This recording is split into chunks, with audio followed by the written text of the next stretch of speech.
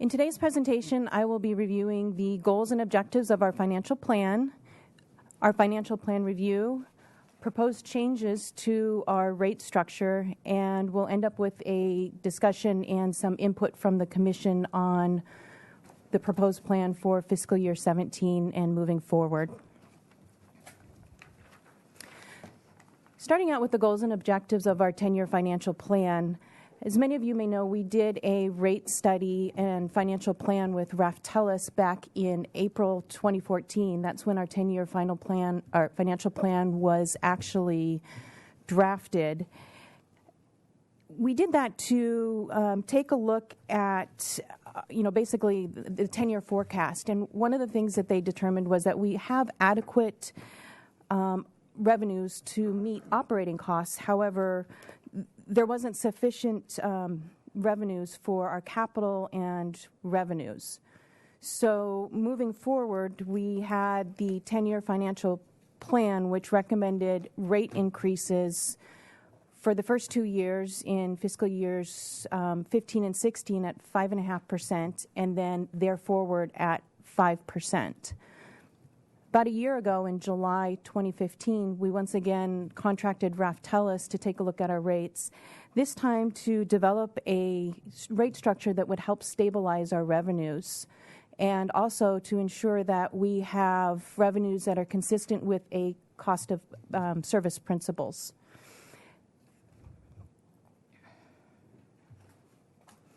So as we go through the financial plan review, I'll be talking a little bit about the key assumptions that were made in both the 10-year plan and how they look today as we are a couple years into the plan, our revenues, expenses, reserves, and our CIP,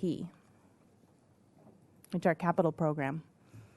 So some of the growth assumptions that they made in our 10-year financial plan was that we'd have very minimal growth with respect to residential.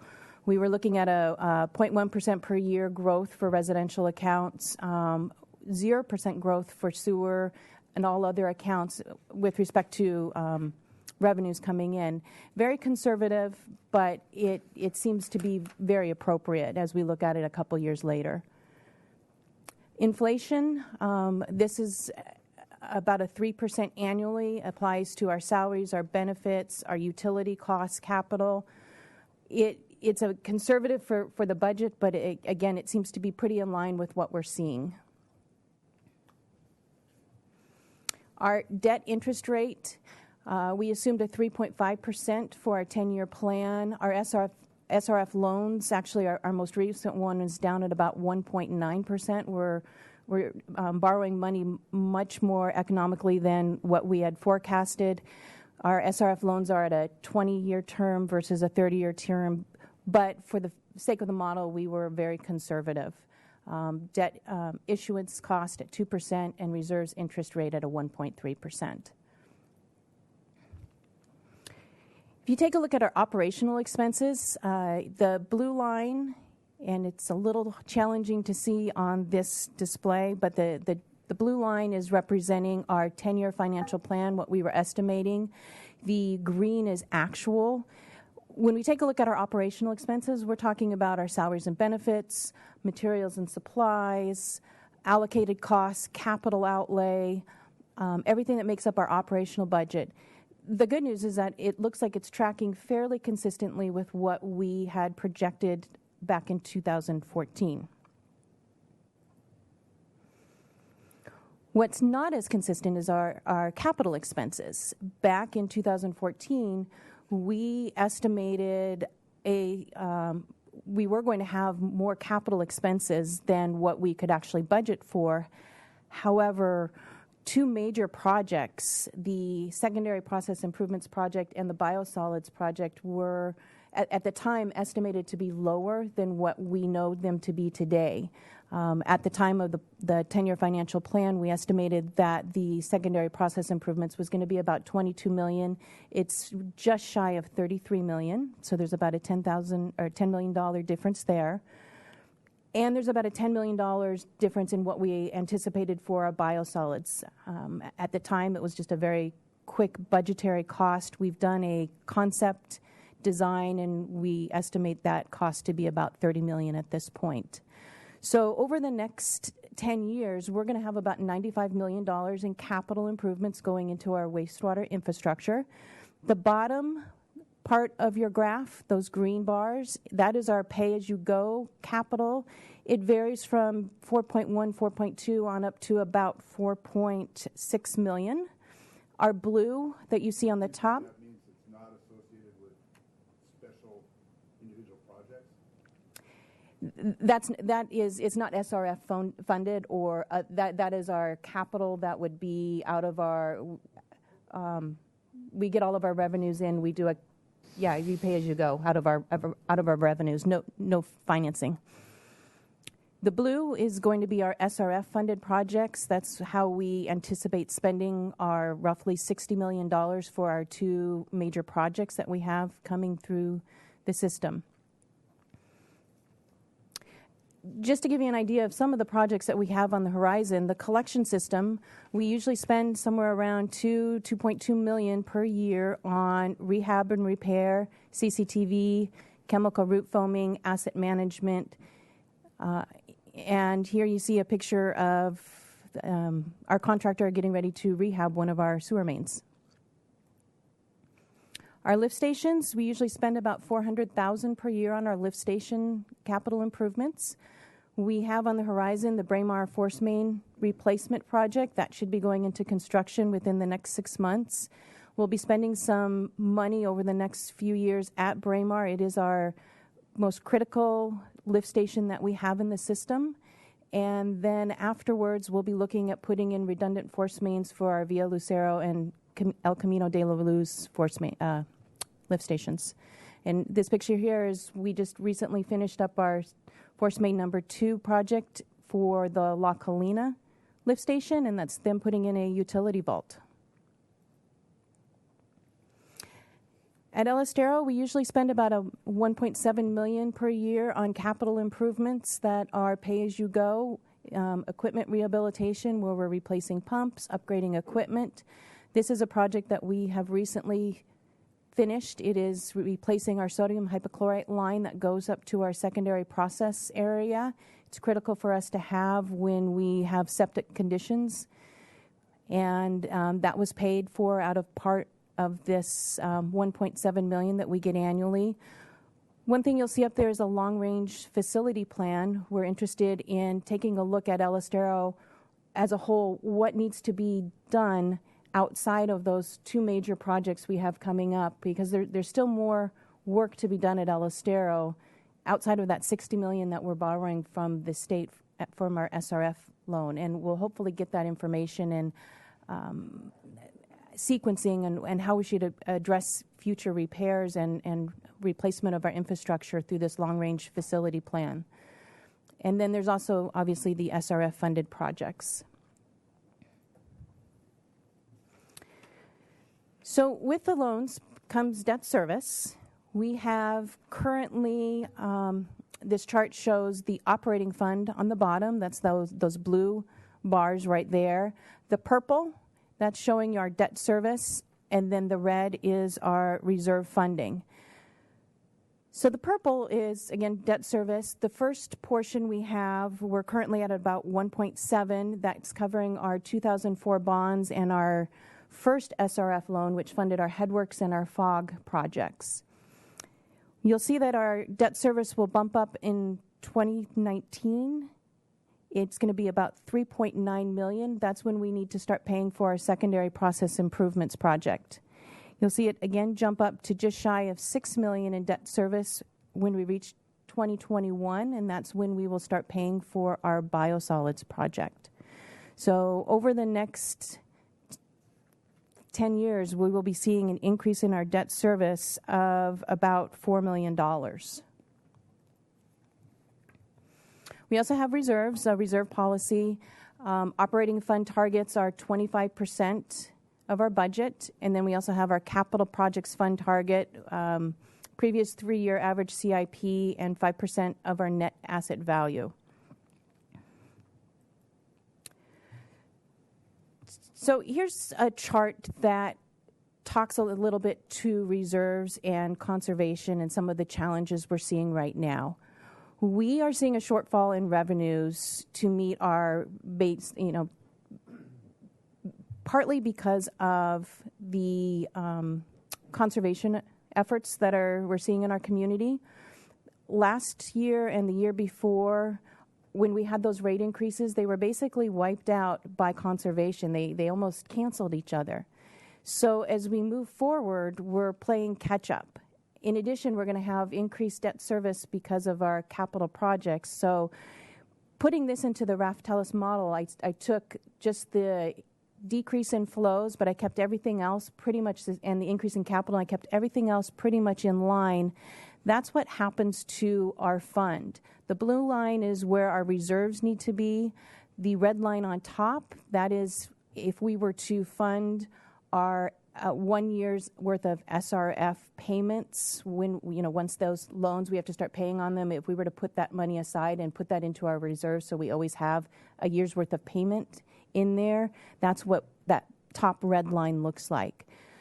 So if we keep things status quo and we don't increase revenues, we're going to be falling below policy for reserves. We're not going to be able to meet it. So I just wanted to comment on this. What's going on here is the city has a policy of carrying reserves, and unfortunately, or fortunately, the SRF loan process assumes that agencies don't have reserves. And so a conservative approach would be that we have our reserves that we have already stipulated to have, and then we carry this reserve that's required by the loan, because you're actually supposed to separate these and have 1 year's worth of debt service in the bank, basically to cover any economic shortfalls or situations that may impact your revenue for a year. We've been working with finance. We feel that given everything that's going on, that we can use our reserves that we currently have to back up that coverage for those loans. And so we'd be basically moving that money out, earmarking it for covering that debt service, but it would remain and encompass that 25% that we hold in reserve. So if that helps clarify the issue there. So for all intents and purposes, if you wanted to be conservative, we'd have to hold our reserves at that red line there. I think for our planning purposes here, I think we should be probably talking more about the blue line.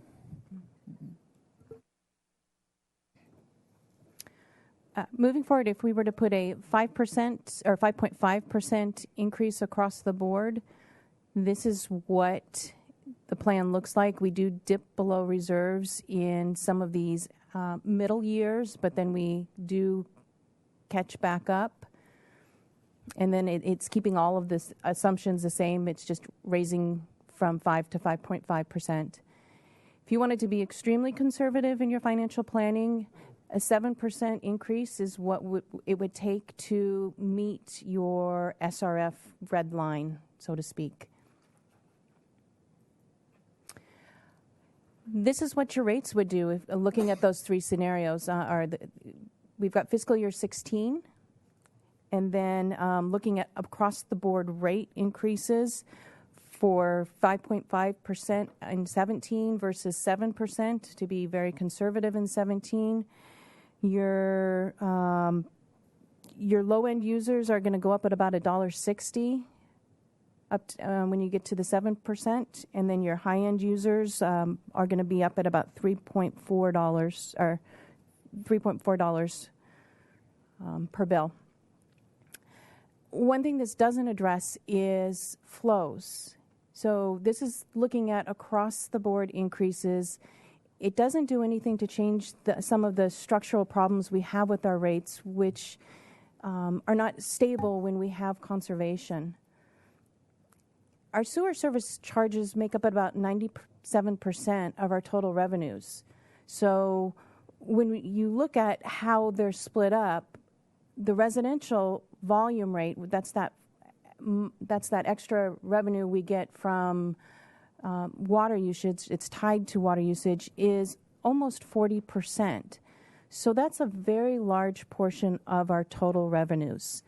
When we see conservation to the extent that we're seeing it, we're also seeing reduction in wastewater revenues. However, our fixed cost to treat wastewater is around 90 or 87%. So while we have revenues coming down because of volume, our cost is staying the same. A lot of agencies, and what we're going to be recommending we do, is move to a rate structure that is closer to fixed rates that are closer to what it is for the cost of our service. We are right now at about 54%. We'd like to move it up to at about an 80%. In doing so, it really increases your costs for the lower end users for water. If you look at what we're paying in 2016, someone who uses 2 units of water is going to be paying a little over $22 on their sewer bill. Their bill will jump up to about $30. What I call the mid-range users, those are the 5 units of water. They're going to be going from about $31 up to about $35. We're also proposing that we cap the water usage at 5, and that's to be consistent with what we would expect for them to be putting into their sewer system. We believe that a large portion of anything over 5 would be used for landscaping and other uses. So your larger volume users for water, they're going to see a decrease in their bill. They're, right now, if they're at 8 units of water, they're going to be close to a $40 bill. Their bill would drop down to that $35 mark. So there's some challenges with that. It seems like it's the right way to go, but I think how we get there may be a good discussion point. So we'll be looking for input on this, and probably to be fair, we should be talking about FY17 status quo rates versus this proposed option here, which is moving towards a fixed. We certainly aren't proposing doing it in 1 year, but moving towards this fixed component would really stabilize our revenues for wastewater going forward, make them more predictable, and I think align our costs more to the service that we actually provide, and that's the big challenge at this point. In essence, the lower users are being subsidized in how this rate structure is set up because so much of our costs are fixed.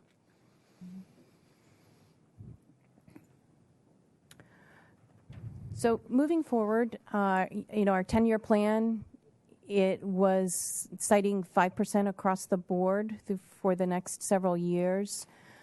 We believe that we could do 5.5% revenue increase, and then we would have to bump up to 6% moving forward.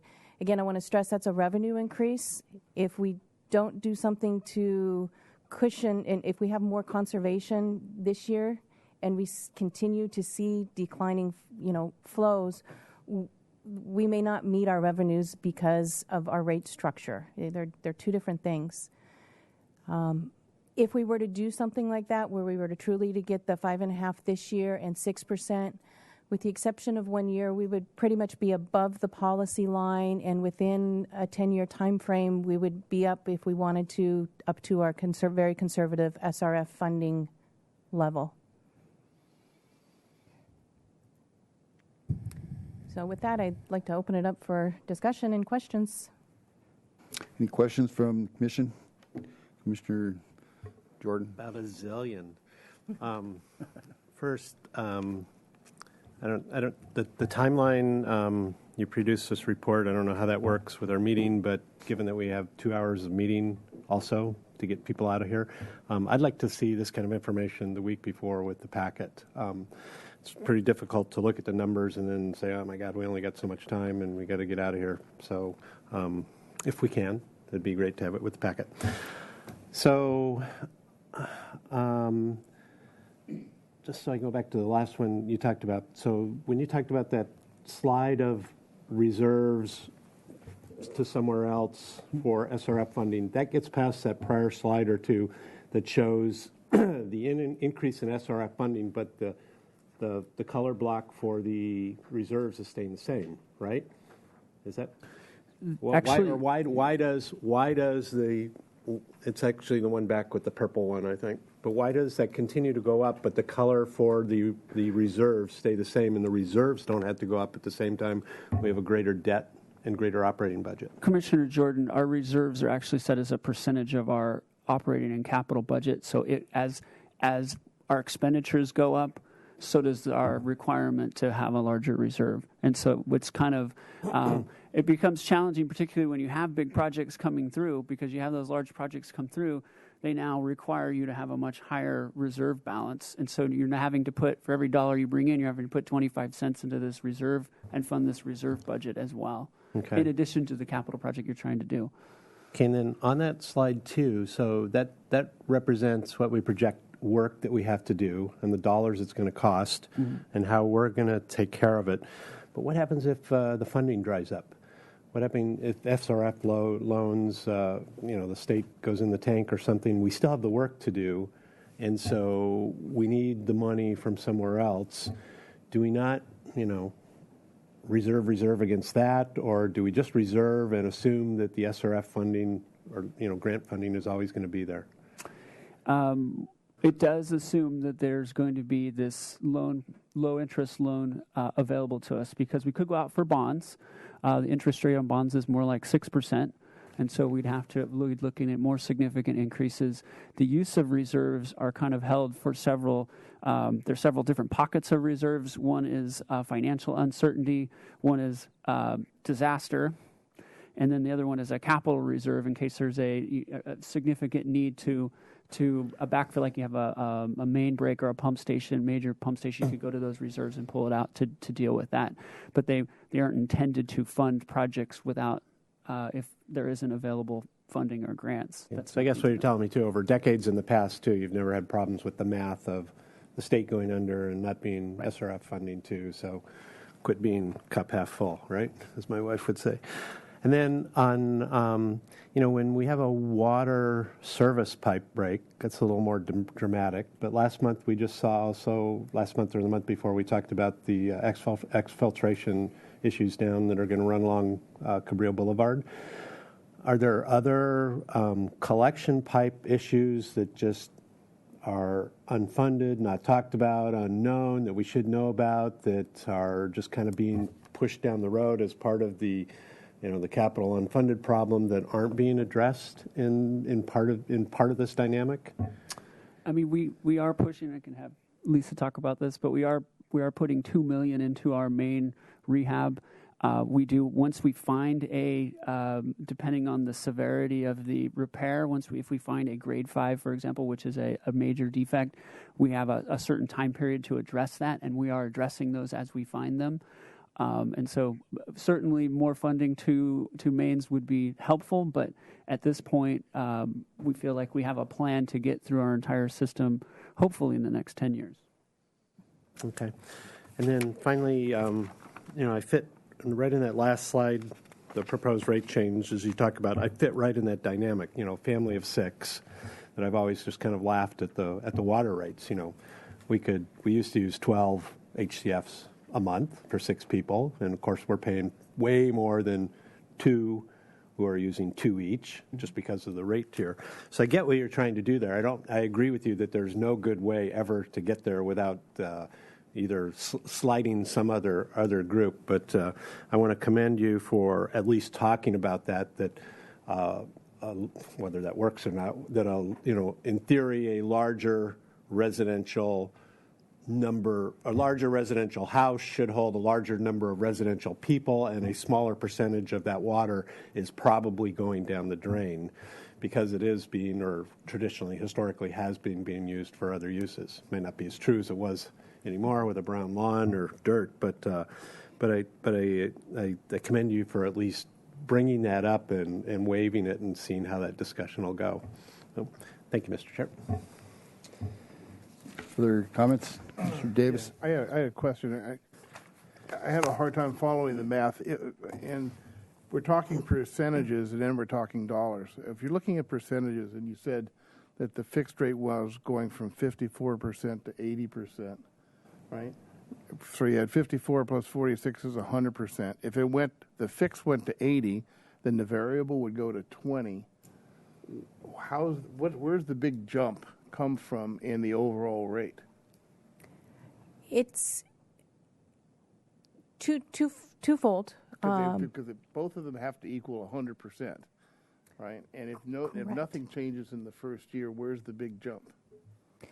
So currently, if you were to split our residential service charges, you'd see about a 54-46 split. Right. I think it's 8,000, 6,000. Moving to the fixed, you would be about an 80-20. The slight difference is the 5-unit cap. That's also playing a factor into the math. So you're no longer, currently we're charging for 6, 7, 8, 9, 10 units. We would reduce that down to a 5-unit cap. And so that also plays a little bit with the math. So looking forward, we'd probably be, going off memory, we're about 11,000 recovering revenues from our fixed costs, and then about 2 to 3 would be from the variable. So we're just really changing how much we're getting as a guarantee, so to speak. Yeah, I agree with Michael that had we seen this information, our questions could be more detailed, because again, just going off of what we had, it seemed to me that if in fact the fixed cost was going up to 80%, that the variable cost would have to come down to only equal 20%. I think you see that in the rate itself. Right now we're at 2.88 per unit, and we drop it down to 1.77 per unit. It's your fixed cost that goes up dramatically, about $10 per bill. Okay. Well, where does the rate increase hit the hardest then? Is it in the fixed cost? Yeah.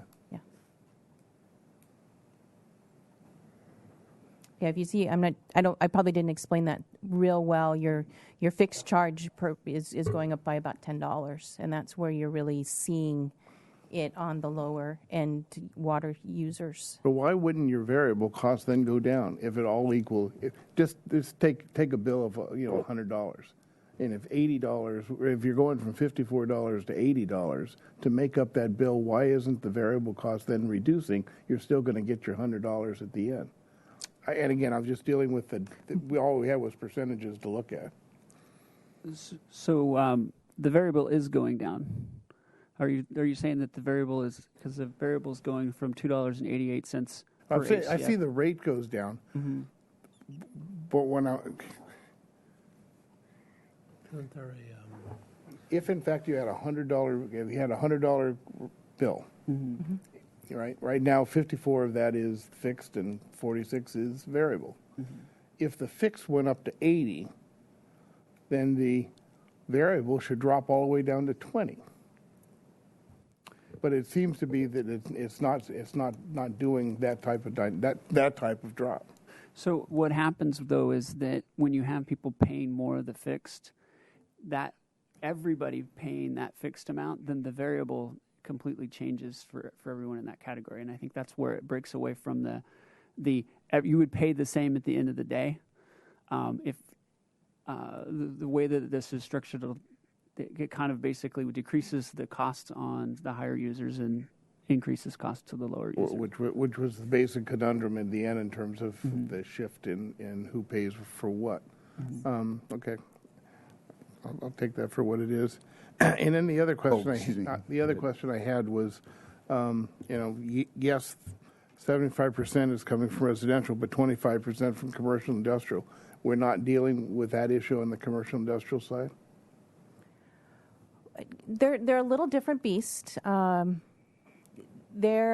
commercials should be the same. They have more of a strength component to it. We are planning to look at commercial. The original 10-year plan had us looking at commercial in fiscal year 17. We may try to tackle that in 18 or so. But the plan is to get to commercial. We're looking at residential first because it has the greatest impact I right now. understand. That was just my question. So, Yeah. Because again, the basic thing, fixed versus variable in terms of wastewater, applies either way. Yeah. So I do want to share. Kelly actually has a comment. I just wanted to make a comment. So a lot of similar conversations with the design of water rates, and when we're doing water rates, our design is 30% of all revenue is from the fixed charges, 70% is from volumetric, and that's driven by the California Urban Water Conservation Council best management practices to incentivize conservation. They're moving away from that for wastewater rates, but it still applies to water. So those percentages, the 30% and the 70%, or in this case 20 and 80, are related to the total revenue that you're recovering. And once you've determined how much revenue you recover from fixed charges, so say it's 80% of your revenue coming from fixed charges, then that gets allocated to the different types of customer classes and meter sizes, and same with the volumetric. And so the percentage doesn't really apply at the single bill level. It's more at the revenue level, and then the rate structure and the rate design will have different percentages on how that's allocated to a specific bill for a specific customer, if that helps. It does. It does. And again, I understand better after the presentation the shift in terms of where the responsibility and the load goes. Again, I couldn't get that out of the staff report. So again, excuse my questions, but based on the information we had, I didn't see that, but I'm getting a better picture. Thank you. So we have been working with Reftelis on this, and we literally just got a lot of this information, and that's why the staff report is very light. This certainly isn't the last time we'll be talking about this. This is basically the welcome to FY17 rate discussion. And so we will be just digging into this in much more detail in March, but we didn't want to wait till March to start that discussion. We wanted to get some information, get the thoughts going about different ways of approaching this. We have been talking about this fixed component for a while. This is putting some dollars to it. It is significant. I share concerns about how this can be implemented, and so one of the things that we hope to bring back next time, you're getting some input from the commission on this, is how long, how many years to stagger this, whether or not to even move forward with it. And that's part of our discussion today was, the option also is to stick with status quo. Status quo, 5.5% revenue increase across the board. The fixed component here is to try and help stabilize into the future our revenues and not have so much vulnerabilities. In our research, we found that about 70% of the sanitary districts in California have a fixed sewer charge, recognizing that so much of their costs are fixed. Well, clearly, just a comment, since we're just doing comments. In terms of the shift, obviously, the slower the transition from 54 to 80, right, again, would make a big difference on the household. Again, it just the absorption ability over a period of time. Clearly, to make the one year jump would be really pretty drastic in that regard, on top of the rate changes that you've got coming.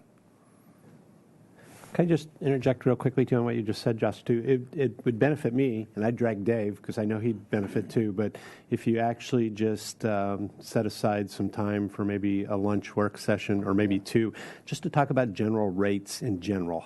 Just the difference Kelly was already talking about. I'm going, oh, Christ, now you got another different scenario to worry about for delivery versus that. But, historically, how rates have been handled, what some of the techniques are, what's going on in other cities, those kind of differences. So you kind of have some background or history. I think this is the last apolitical step you'll have. After that, it becomes a little more political. And I think it's important for me to look reasonably intelligent when I'm trying to be advocating in the grocery line. Mm-hmm. And rather than just see a quick staff report and not really know what I'm being told and just trusting that, maybe I think it'd be worthwhile, at least for a couple of us. I see Dave nodding his head, to get some more help on how rates get structured for this type of dynamic.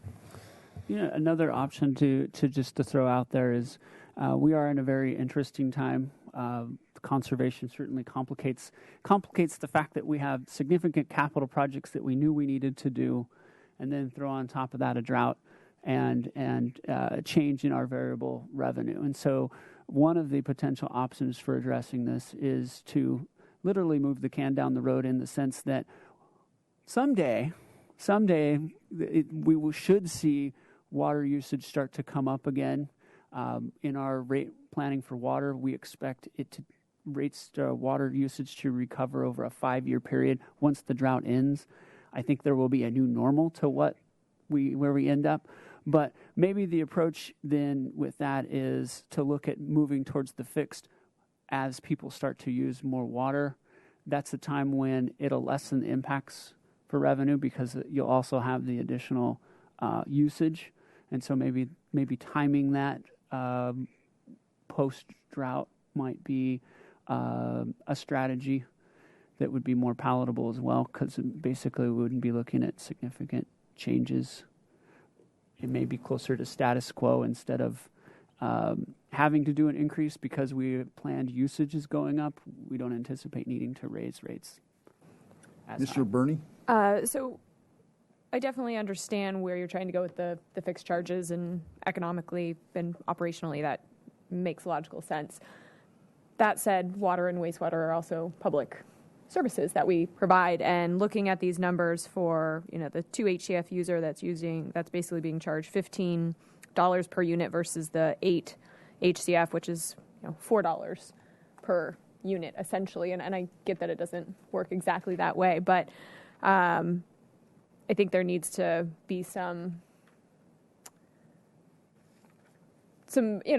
attention paid to the fact that we do need to provide water and wastewater to all of our users at a price point that isn't going to impact their ability to have these services. And when taken in connection with our water rate increases, we start to see some significant impact on our users. So when we come back and start talking about them, we usually talk about these separately, water and wastewater, but I do think, especially when we're talking about these significant increases, we need to look at the whole picture. What is it going to look like for these users when we combine the increases to water and the increases to wastewater? I'm just thinking about our base users that got tagged appropriately with the desal construction costs, and as we start adding them, it starts to become impactful. So I want to make sure we're seeing the full picture and not just siloing these as well.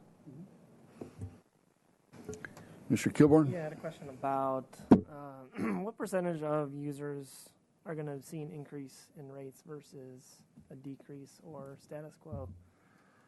Do we have an unusually large amount of people that are going to see a large increase due to this, or?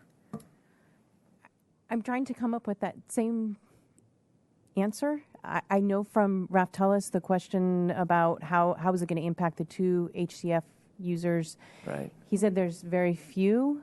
I don't have a quantity. I can, get back to you with that the next meeting and let you know. I think the people who are going to see a decrease is going to be far greater than those who would see an increase, but that's just my gut speaking and kind of the little I've gotten from Raftelis. Mm-hmm. So I will look to get you those answers in the next meeting. I mean, and part of it too, I'm thinking is the demographics of the people that need the increase versus decrease or status quo. I know that's probably a difficult task to undertake, but maybe someone that's on the low end user might just be like a couple living in a single family residence versus a larger household that I don't know the answer to this either, but I kind of wanted to bring up that point, is how it affects the people using the. We actually discussed that when we were getting ready for this meeting, and Bendy White, council member, was contacted by an organization representing low-income people, and it is not clear that low-income people are the same as low-user people. In fact, it may be. So as far as the demographic, I don't know the answer either, but it's not like we're penalizing necessarily low-income people by moving in this direction. What I hear from the commission is, again, if is a strong desire to minimize the impacts to our low users, then the rate structure that we currently have is the best tool for that.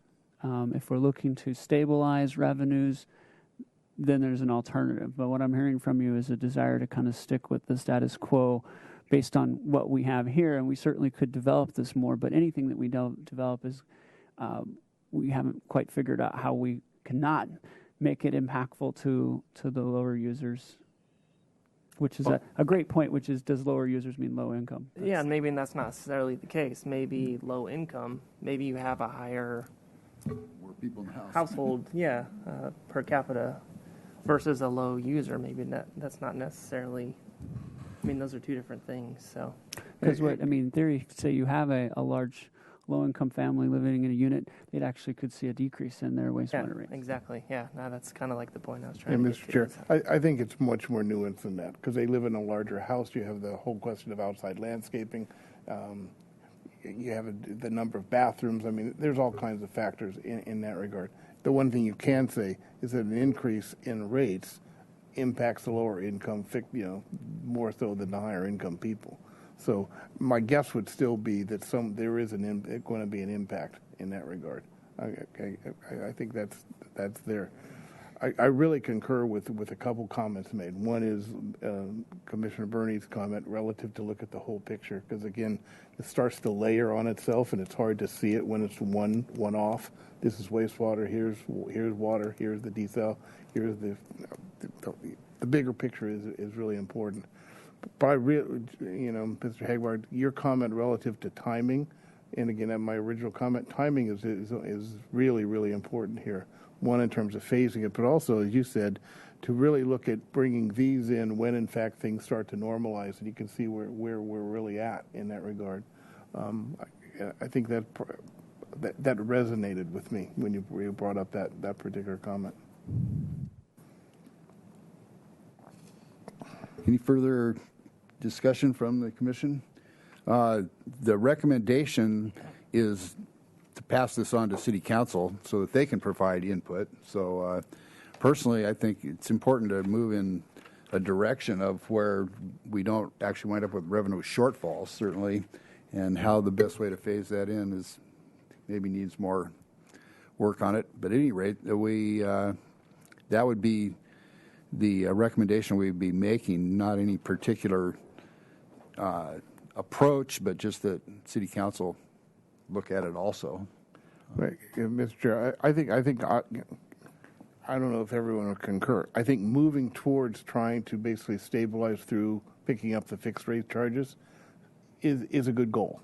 The real question is, how do you do it, and where the impacts are, and can you mitigate those impacts? And I think during this time of uncertainty with water usage, I think it's a very challenging time to do it. And so I share your concerns on this one, and I wish there was a magic solution to it. I mean, what we've done so far because of the drought is just keep pushing out capital projects, the solids handling project, critical infrastructure improvements. We just keep pushing it out and pushing it out so that we keep matching our revenues to our expenditures, and it's, at some point we need to move forward and do the work. And so Yeah, and I'll say, I mean, I know it's not a perfect system, but I understand the fixed costs, and it's the facilities that we have to convey the sewage to the treatment plant and all that stuff is a fixed cost that we have. So I get the structure of this, and it makes sense to me. It's just, like you said, how to fine tune it to make it work for everybody. And as Ms. Dyer said, water rates would actually be very similar, except that we have this condition that encourages conservation, which I completely support, that it kind of locks us in at keeping it no more than 30% of our total revenue. So we'd be looking for a motion to pass this along to City Council. Do you need a motion, Josh? Sure. Well, I will motion to move it on to City Council for discussion. I'll second. And just my last comment too would be that I agree with the step you want to take, and reiterate again, I don't think I quite understand enough about it, and it's more a leap of faith at this particular time. And the discussions we're going to continue to have, I think they need to be more or different time allotted to them, and more information provided on the larger scope. So with that, we have a motion and a second. All in favor? Aye. Aye. Carried unanimously. Item 6B, it'd be the Stage 3 drought update. Mr. Hagmark.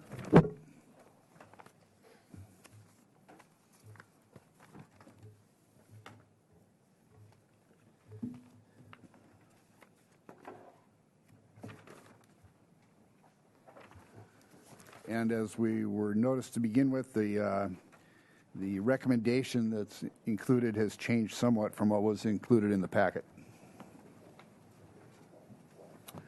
Thank you, Chair Keller and Commissioners. Joshua Hagmark, Water Resources Manager.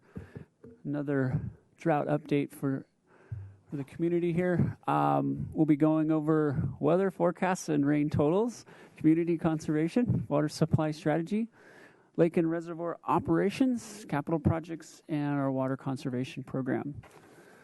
I think we all share the frustration that El Nino has yet to really show his presence. NOAA continues to pump out optimistic information, which is great. I'd love to see the optimism of our forecasters of above average rainfall and continue to have warm temperatures. And so continue to certainly be hopeful. But I think for planning strategies, we're assuming what we've seen so far is basically what we're going to see for this year. Despite some really great rainfall in Northern California, this is how it kind of shakes out right now as far as the state's drought monitoring that they do. Red, this dark red being exceptional drought, and Santa Barbara sits right in the heart of it all. Rainfall didn't capture the storm that occurred last night, but that was about a half an inch or so is what we got in general. But Gibraltar prior to that was sitting with just less than 8 inches of rain at Gibraltar, which is 48% of normal. Cachuma, 7.3 inches, which is almost 60% of normal. And then Santa Barbara, which actually happens to be doing a little better than everything else, at 62% of normal. And to put this in perspective, that's zero inflow to the reservoirs. That is correct. There have been no measurable inflows into the reservoirs, so it's basically whatever water lands on top of the lake. So on a positive note, the community is continuing to heed the request for conservation and racked up a 29% conservation for January. Our graphic here shows the indicator, this dotted line, is the 2013 water usage, which has been selected as the state as the baseline. Our goal, the blue line here, was a 25% conservation, and this red line is the community's conservation efforts, right where we need them to be at this time, which is great. This, because we saw such great conservation over the summer, which is a big portion of our usage, we're still holding our cumulative average since declaring a stage 3 at 34% conservation. So water supply strategy, just revisiting this, our current strategy is at 25%. One of the things that we'll be discussing here shortly is how we begin to address in 2017 and 2018 that shortage, the red area here. As you can see, this year we plan on importing substantial amounts of water, including slightly using extra capacity in the State Water Project to deliver water. We have a little bit of water left in Lake Cachuma, basically the last of our carryover. This is the light blue that we'll be delivering this year. And looking towards 2017, we'll be heavily dependent on the desal production of just over 3,000 acre feet.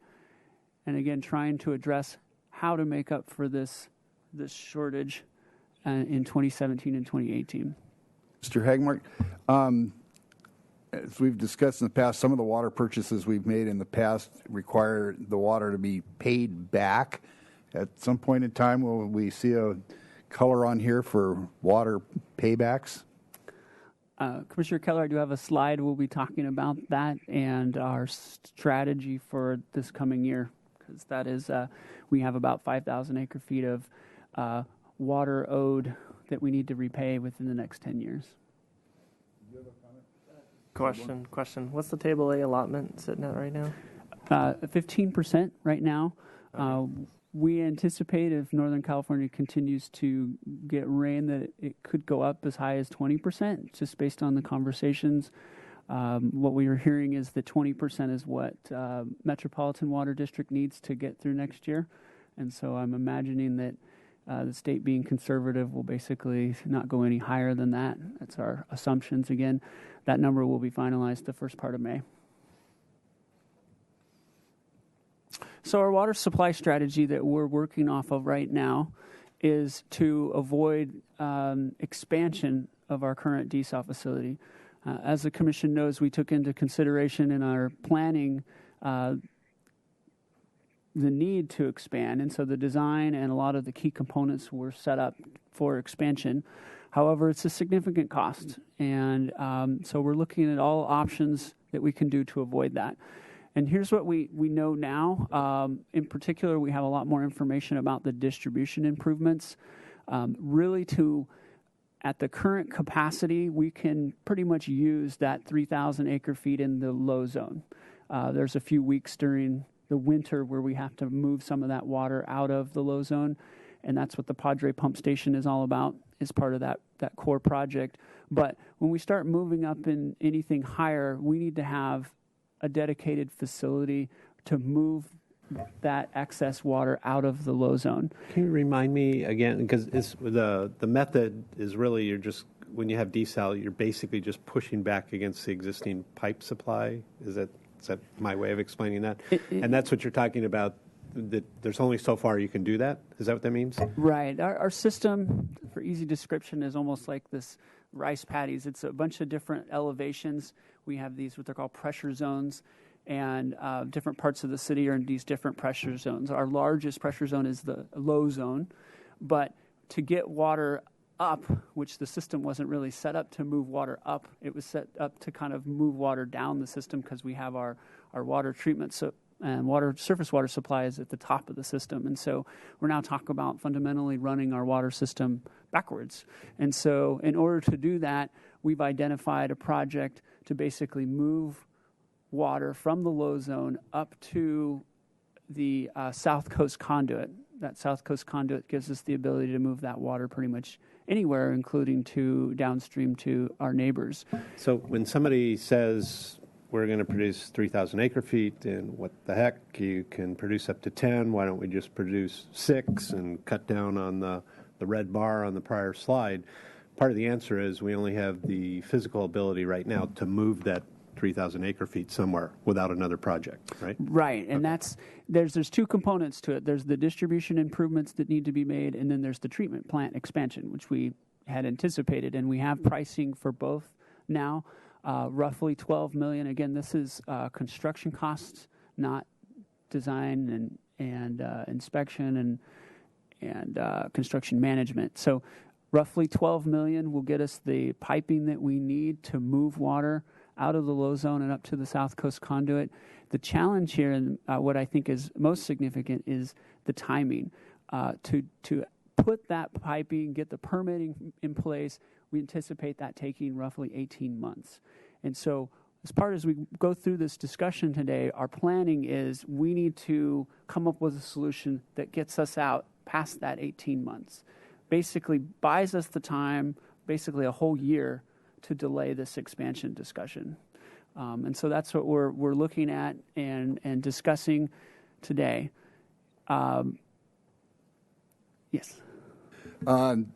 These sort of schedules and costs are presumably predicated on the fact that the reason we would want to do it is because of ongoing drought, which is the reality, hopefully only. But in case of a catastrophic failure, an earthquake wipes out Tecolote Tunnel, could these things be put into effect faster if we suddenly, once the desal plant is actually operating, suddenly had a catastrophic event and needed to produce a bunch more water quickly?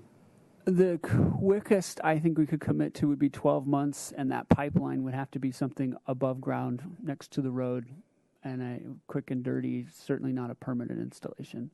But I hope with good planning we won't end up in that kind of rushed situation. And I think we have some options at our fingertips that we can discuss. I just wanted to kind of set the stage for what is kind of our horizon for what we're planning for, which is to put off any discussion about desal expansion. We need to basically be looking out 2 years. So demand management, that's the big one. That's the one that our community has really risen to the request. We've been seeing 34% conservation from our community.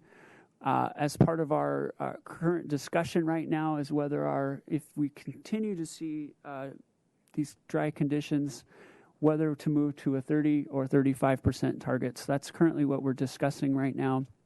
We haven't settled on which one to move forward with. Regulations, since the community is at 34%, we're thinking we do not need to implement new regulations. A lot of people are conserving in different ways. Some people have cut their indoor usage because they don't want to let their landscaping go, and others feel differently about their landscaping and would prefer to use that water indoors. And I think it's working for our community, which has been great. Rates, which we'll be discussing next, also is a significant demand reducer. Currently, our schedule is to basically bring back a really developed discussion for March to determine our conservation target, and that'll be towards the end of March. We're hoping we'll have a good feel for rainfall and where we need to go, and then implementing that in the April-May timeframe. So supplemental water purchases play a big role in this, and assuming basically the conservation that we're getting from the community now, assuming that going forward, we would need to buy about 3,000 acre-feet of water to get us through 2018. So in that, we need about 2,500 acre-feet in 2018. We would actually, and then an additional 500 acre-feet is what we are recommending as a contingency, because our conservation from the community being close to 35%, not sure how much of that is hardened. At some point, we're going to start reaching kind of that ceiling. As we'll see when we get into the Water Resources Manager's report, we're getting down there right now to where we were in the 90s. You know, we've had more people in our community, yet we're quickly approaching that same level of usage that we saw during the last drought. So this year we budgeted $3 million for water purchases, and we are looking for water north of the Delta. We want to try and avoid the requirement for return water. We feel like we've amassed enough debt, water debt, that we need to repay, and want to look to continue to diversify our supplies. Water purchased from the north does not have that return component. And so far, Northern California has been seeing actually average rainfall. The unfortunate part is, here's this blue line here is rainfall for this year. Excuse me, before we left the last one, do we have water sitting in San Luis Reservoir right now? Yes, we do. We have water to get us through this year and next. So 2017, we have some adequate water supply. So this is shoring up our needs to get through 2018. Yeah, Mr. Chair. And looking at the graph, you know, we're showing, if I read this correctly, water purchases about the same this year as last year, and then decreasing significantly in year 6 and none in year 7. Is that right? Or what are we looking? Are we looking at the Yeah, at the bar chart. bar graph? Yes, this is assuming 25% conservation. We currently have. The 3,000 we're talking about is in that brown. It is not. So it would be under a supply scenario that looks at 35% conservation. And I had that as a backup in case there was questions. We can take a look at that. So here is a strategy based on what we're seeing currently from the community, which is close to a 35% conservation. In this case, we would be looking to purchase this shortage right here, which is 2,500 acre feet. And given that our community is right at this threshold, we'd be looking to buy some contingency water to make that up. That answers it, yeah. Thanks. Just to complicate your slides more, when because I'm not a big fan of that bar chart anyhow, because the gap it shows at the top. But it's always a strategy one, and then you tell us how much better we're doing, and it doesn't actually show on the same slide what the actual is. It's your supply strategy, which only shows a 25% conservation, rather than overlapping and also showing that really we're at 35%, and some other of those bars have to have reduced under your strategy, right? Well, and that's the thing. This is our strategy. We like it to be conservative in that sense.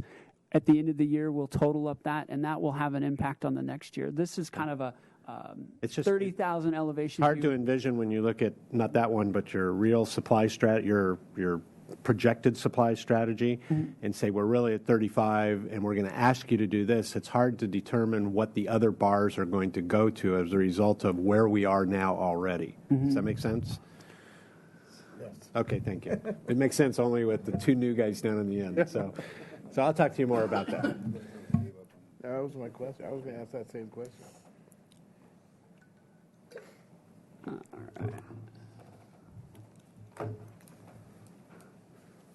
So I should back up. Is there any more questions on this basic? There's a lot more I have to go on this supplemental purchases, but is there any more questions on this slide? The current return water balance of 5,000 acre feet, you said it's to be repaid within 10 years from when? From when we took ownership of it, which was last year. So we're looking at 9 years. 9 years now. So sooner or later, we're going to get a bar for payback. And we do have, just to remind the commission, we have about 1,800 acre feet in groundwater banks, 2 of them. The largest one being the Dudley Ridge one in Kern County that we haven't been able to get the water back out of because they have other users ahead of us that were lower priority. But presumably that is water that we could use when things improve to help repay that balance. Does AVEC have water in that bank as well? Do you know? I don't know, but that part of that, a big chunk of that 5,000 acre feet, I want to say 4,500 is AVEC, is what we owe back to AVEC. I was just curious if they were in the same bank, if we could just give them the water we have in the bank at the end of the day instead of actually transferring it to them. But I know that's down the line. I was just thinking out loud. I love the creative solutions. We certainly will be talking to them because part of the agreement, we pay for the transportation of that water back to them. I don't know the answer to that either, but I would guess that out there in the desert, they've got a huge aquifer that if they're storing water, it's in their own aquifer, not over in the San Joaquin Valley, but whatever that's worth. So last year, we did not feel very comfortable buying North Delta water. It was pretty dismal.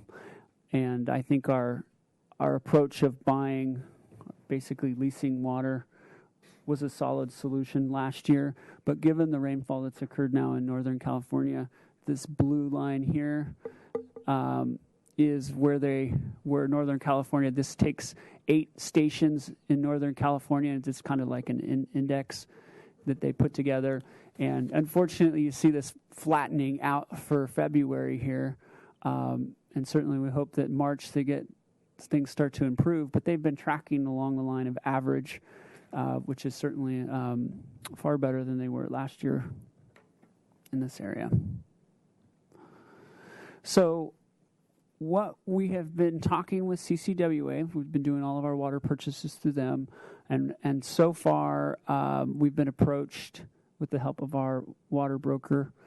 The Sacramento Valley Irrigation District is interested in selling water, and just to kind of remind how it's worked before, they are allowed to fallow 20% of their farmland and sell their water. There's a lot of rules associated with water purchases. We have assumed a carriage loss of about 30%. That's through the Delta. That's water that basically you lose in the Delta. Call it a tax, but it goes to kind of offset the environmental impacts of moving water through the Delta. So we would need to purchase about 4,000 acre feet to get 3,000 acre feet delivered, roughly. For planning purposes, we're estimating about $700 an acre foot, and as I mentioned before, that would be about $3 million, which is what we have currently budgeted. And so I think for next month, one of the discussions would be whether we want to increase this amount slightly in case there's any other changes to the purchase price, because ultimately we have to make a commitment, and things move quickly towards the end of that commitment time. Delivery cost, we have budgeted money, about $1 million for delivery, and in the arrangement, very similar to the Biggs West Gridley water purchase we did in 2014-15, it is a take-or-pay arrangement. We pay no matter whether we get a drop of water or not, and that's kind of the risk. If there is a catastrophic event in the Delta and they're unable to move water, our water goes out to sea, we still pay. So to follow up on that effects in the Delta, the 30% carriage loss is then not actually evaporative loss where the water is lost, but is actually helping to freshen the water in the Delta, and could be viewed as sort of a contribution on our part to the environmental health of the Delta? Yeah, I think that's a great way to look at it, because if we don't purchase this water, it won't ever get to the Delta. So by making this purchase, you're introducing more water to the Delta to help offset habitat impacts. You might be covering this water delivered July, September, but Kachuma is dropping fairly significantly, and I know we've got some issues with the intake. So I'm assuming you're going to talk about that, but I'd like to hear how this water purchase and status of Kachuma are going to interact. Absolutely, and that is coming up shortly when I get into the reservoir status, because that is very critical. I mean, you'd hate to buy all this water and it be stranded and unavailable for delivery. So, although we could presumably, no matter what, get it into San Luis. Yes. So we've got it south of the Delta and sitting in our account up there. Mm-hmm. So Lake Kachuma currently sits at just under 15% capacity. Fish water releases continue at about 250, 280 acre feet a month. We've not had any success really in getting that amount reduced. That comes out of basically project water. Barge relocation, very hot topic. We do have pricing for the barge to be moved, roughly about $750,000. The contractor is contractually obligated to do it in 90 days. And based on the current conditions of the lake, we foresee needing to move that by July 2016. So this is on the critical path, and this was a very hot topic at the COMB operating committee yesterday where we talked about it. There are a lot of concerns by the San Ynez downstream river districts about the relocation of this barge, as they see this as an opportunity for us to take water that doesn't belong to us. We've been very clear about our intentions here is to move our carryover water and our state water that through the lake. I don't know what more we can do to assure them. They're talking about adding language to the approval of the barge project, which we don't take issue with. There's no part of this barge that's intended to steal anybody else's water. this project has become kind of a hot button because the barge relocation project as a whole, the initial phase was $6 million. Because the project is over $1 million, it requires the unanimous vote of the COMB board. And because there's one member from San Ynez on there, that's kind of been the holdout. This discussion started back in November, and it's unfortunate we're coming down to the wire now on needing to get this approved and get this going. I think we're going to have a special meeting with COMB here shortly because we were unable to make some meaningful progress yesterday. Mr. Chair, so what happens if they stonewall and just basically, can they just hold up the barge then? Currently, they do. We are discussing whether options we have, whether we could fund this through some other mechanisms. But, I'm hoping facts and truth will prevail here and we can find some way to get this moved. So the discussions continue, but we need to reach some consensus on this soon in the next couple weeks. How come it's so expensive to move the barge? It's a great question, and here's the picture of why. This is a recent picture of Kachuma and Kachuma Meadows.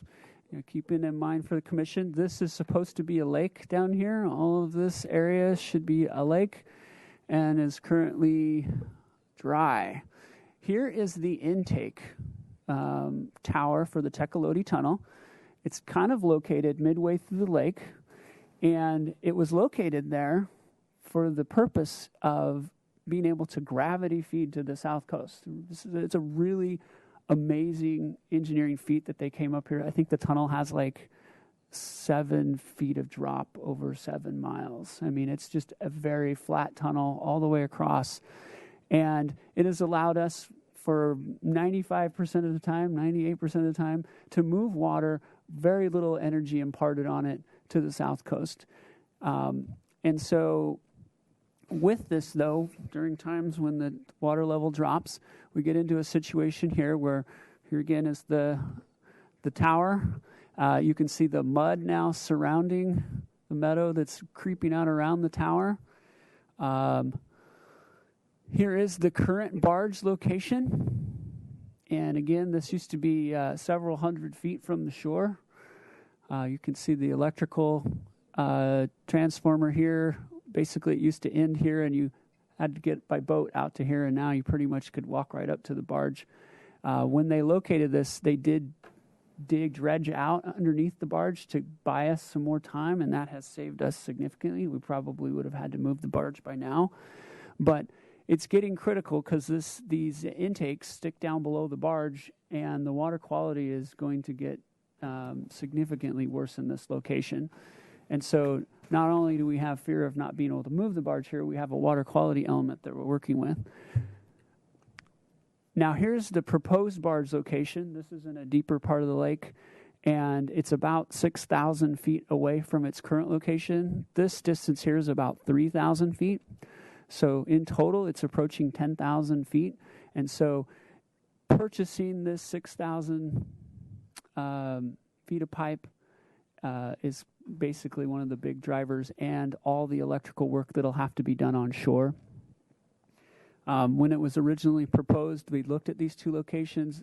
There was a lot of hope that we would receive some rainfall by the time and try to avoid this additional cost. So it's unfortunate. Really, what we're paying for now is just the additional electrical service. We would have had to pay for the pipe if we would have put it there in the first place. But we see this location as its final location. We do not see if you recall, state water comes in right here, and we do not see at this time the need to run the state water pipeline over to the barge. This will be something that if things don't improve by May of next year, will be a project that we'll have to be discussing. But certainly we're planning for it, but certainly hopeful we don't have to do that extension as well.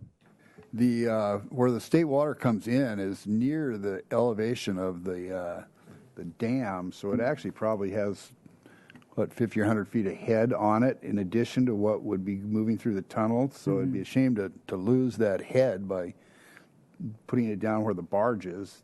Well, unless you can seal it up and get the head to get all the way up to the... Right. It would be a pipe that basically took it all the way to the barge, and I don't know that they've worked out the exact details of how they would plumb it in.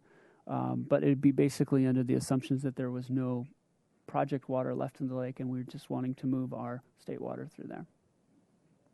How far is the state water project pipeline from the intake tower? I don't recall that offhand. Or is it? Where the state water dumps in? Yeah. It's right on the side of the dam. Yeah, I'm just thinking how far is that from Depending the intake tower? depending on the alignment. Bypass the pump altogether. Well, yeah, depending on the alignment, if they follow the lake shore versus if they take it straight across, and I don't know that. I'm sure we have that information somewhere, just rough numbers, but it's several thousand feet to get there. Sorry to interrupt. No. I'm just looking at the time, and so I wanted to be Yes. Yes. Another comment from the commission? Okay, go ahead. Gibraltar currently sits with 665 acre feet in it, 12% of capacity, and we're right now looking at this potentially being our backup if the barge relocation somehow gets delayed. At least we'll have some water to get us through a month or so. But it will have certainly some difficult challenges with water quality. Hopewell Rehabilitation Project is moving forward. We've gotten pump testing completed and confirmed. We should be able to get 240 gallons per minute out of the well. You may recall that we were producing about 120 prior to this project to rehab it. So that's great news and should have this thing operational next month. San Roque well, we did have a pump and motor failure last week on this. We kind of anticipated it's been running continuous, and we knew we were kind of reaching the end of its useful life. So staff was kind of dialed in. We're going to be lowering that well and being able to kind of boost the production, and when we get that back online at the end of March as well. High school wellhead improvements is moving forward, and what we've done with the design of that project is we've kind of phased it. The first phase is a temporary setup. It's very similar to what we did with Courtyard. So we'll be up and operating by May, and then the final permanent part of that will be wrapped up, I think, by August or September, but we'll be producing water by May. Desal project update. Work continues on site with the underground conduits and piping. We do have a change order pending right now. The electrical line that feeds the main pumps out in the ocean, it was direct buried and not in a conduit. And unfortunately, it's undersized, and so we will be having to put in a conduit. And so that was an unexpected situation. We assumed they put in a conduit last time, and unfortunately, they did not. Construction of the treatment units off-site continue and are on schedule for May. Contaminated soils removal is ongoing, and what we've seen so far is actually better than anticipated results. And so we've been actually we've been able to send the soil to a lower threat facility, which is ultimately cheaper. I don't have any cost information on that. Also, we're wrapping up negotiations to accelerate the work, and we feel like we have a good plan now that mitigates roughly the 4 weeks that we lost due to the contaminated soils. So we are back on schedule for delivery in October. Feasibility studies, I believe Commissioner Burney and Keller attended the subsurface intake study we had on January 27th. In summary, there were no alternatives past the initial screening. Again, that isn't the end. This is going to be something that we can revisit as part of the long-term water supply plan. With each of the alternatives, we identified what their potential capacity is, and so we can come back to this issue again for further discussion. I know the technical advisory panel is reviewing the information that was provided by Carollo. Do we have a schedule for them to give us some feedback on that? They're working on it, and I think it's like late February we're supposed to get their comments back, but verbally one of their comments were we were too optimistic with our production from some of our from the alternatives. They thought that we were way too optimistic about what you actually could get out of some of the subsurface alternatives, so that was kind of interesting feedback. So in other words, the situation is even worse than was presented. Yeah. We're back to our open water intake, Yeah. which is, in my opinion, good. We can move forward with. So the potable reuse work is going on, and this is taking the main attention of our consultant and staff. And right now, that's shifted a little bit. We hope to have our public discussion in July and have our draft report out in June.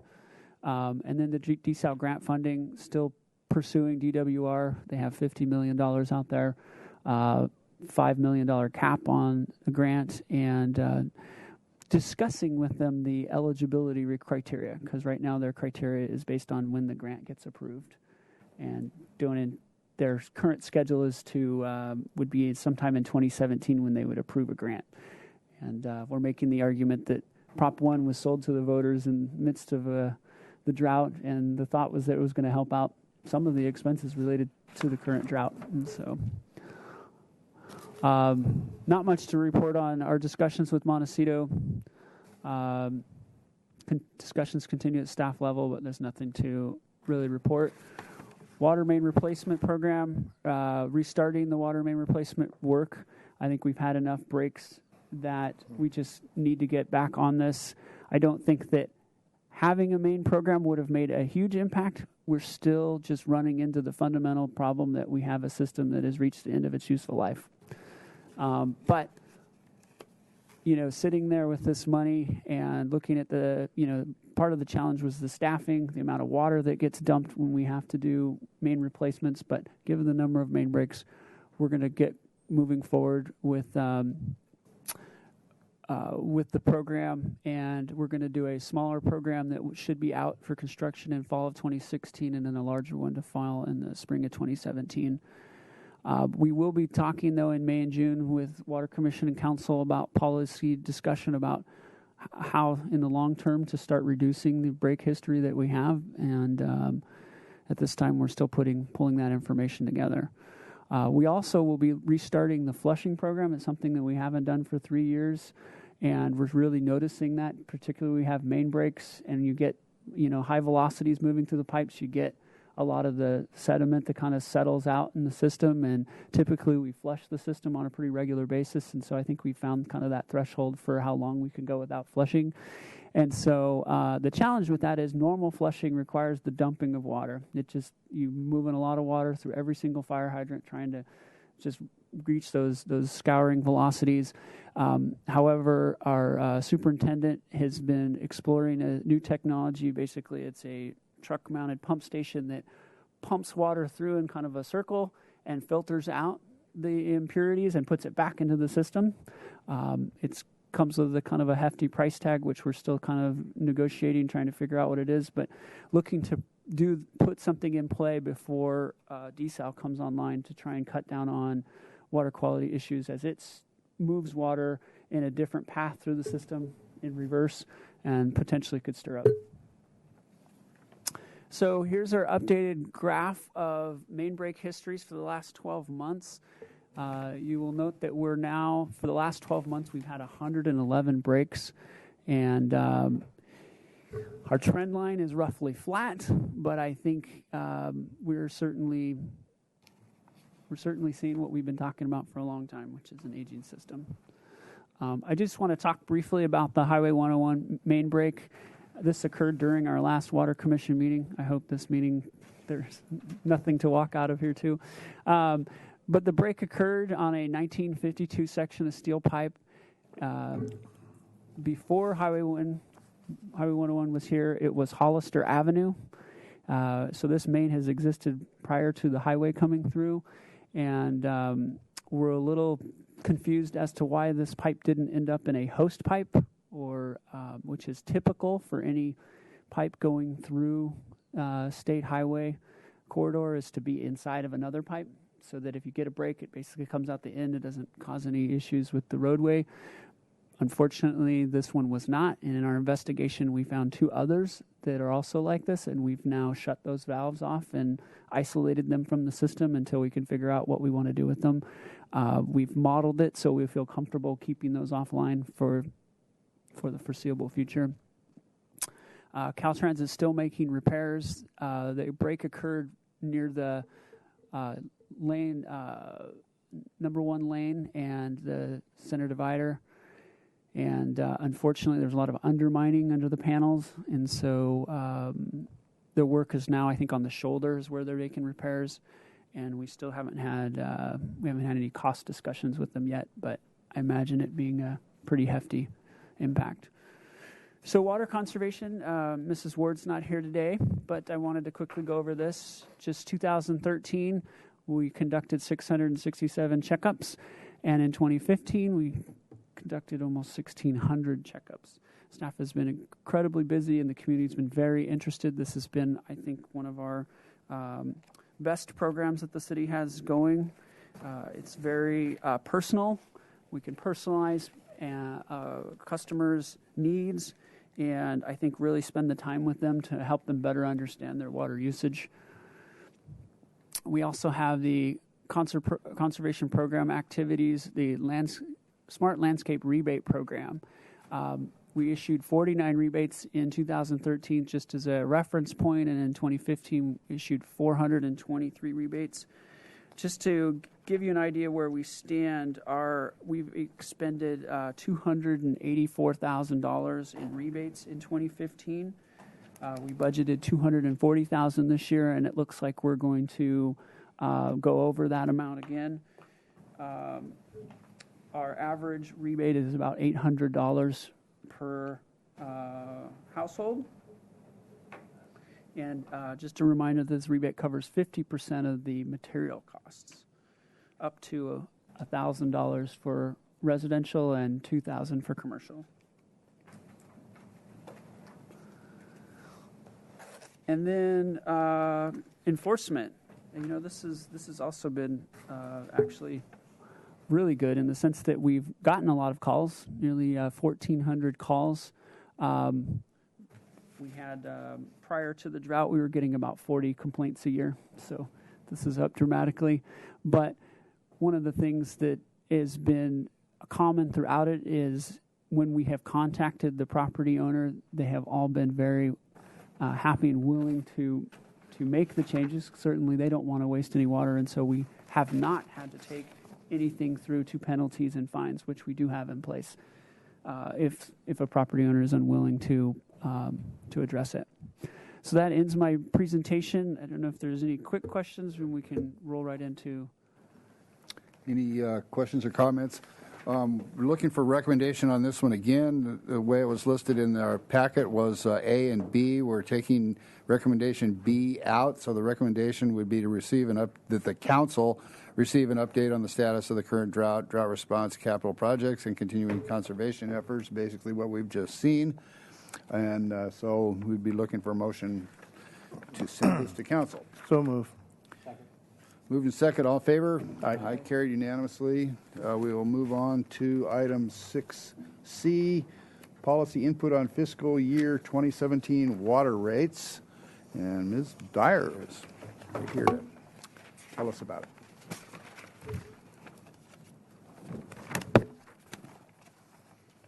Good morning. Good morning, Chair Keller, Commissioners. My name is Kelly Dyer. I'm here to discuss policy input for fiscal year 17 water rates. And some of this might be a similar story to what we discussed previously on wastewater rates. I'll give some background, go over the proposed schedule for water rates development, key assumptions going into the study. I'll present 2 scenarios for reserves management and then be asking for Water Commission input on the reserve management scenarios.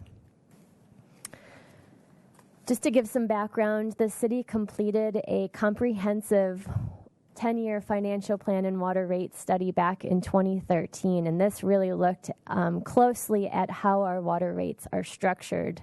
We worked with Reftelis financial consultants on that study, and they developed a cost of service water rate model, which is very complex model and accounts for Prop 218 requirements on cost of service. Shortly after that study was completed, we declared a drought condition and updated that model to incorporate the financial impacts of the drought. And that is both on the expenditure side, we've had additional drought-related expenditures, as well as our water usage, which has been fluctuating. The fiscal year 2017 water rates are building off of the previous rate modeling. Raftelis continues to support us throughout the drought. We've been reassessing our water rates on a year-to-year basis, given the changing conditions due to the drought. This slide is really informational only. I wanted to make you aware of our debt coverage for fiscal year 15. The rate model that I mentioned previously, it's very complicated. Has our reserve requirements and balances, projected revenues, projected expenditures.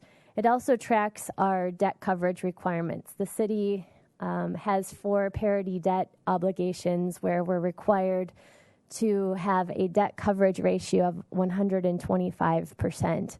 That's calculated as our net operating revenue divided by our debt service.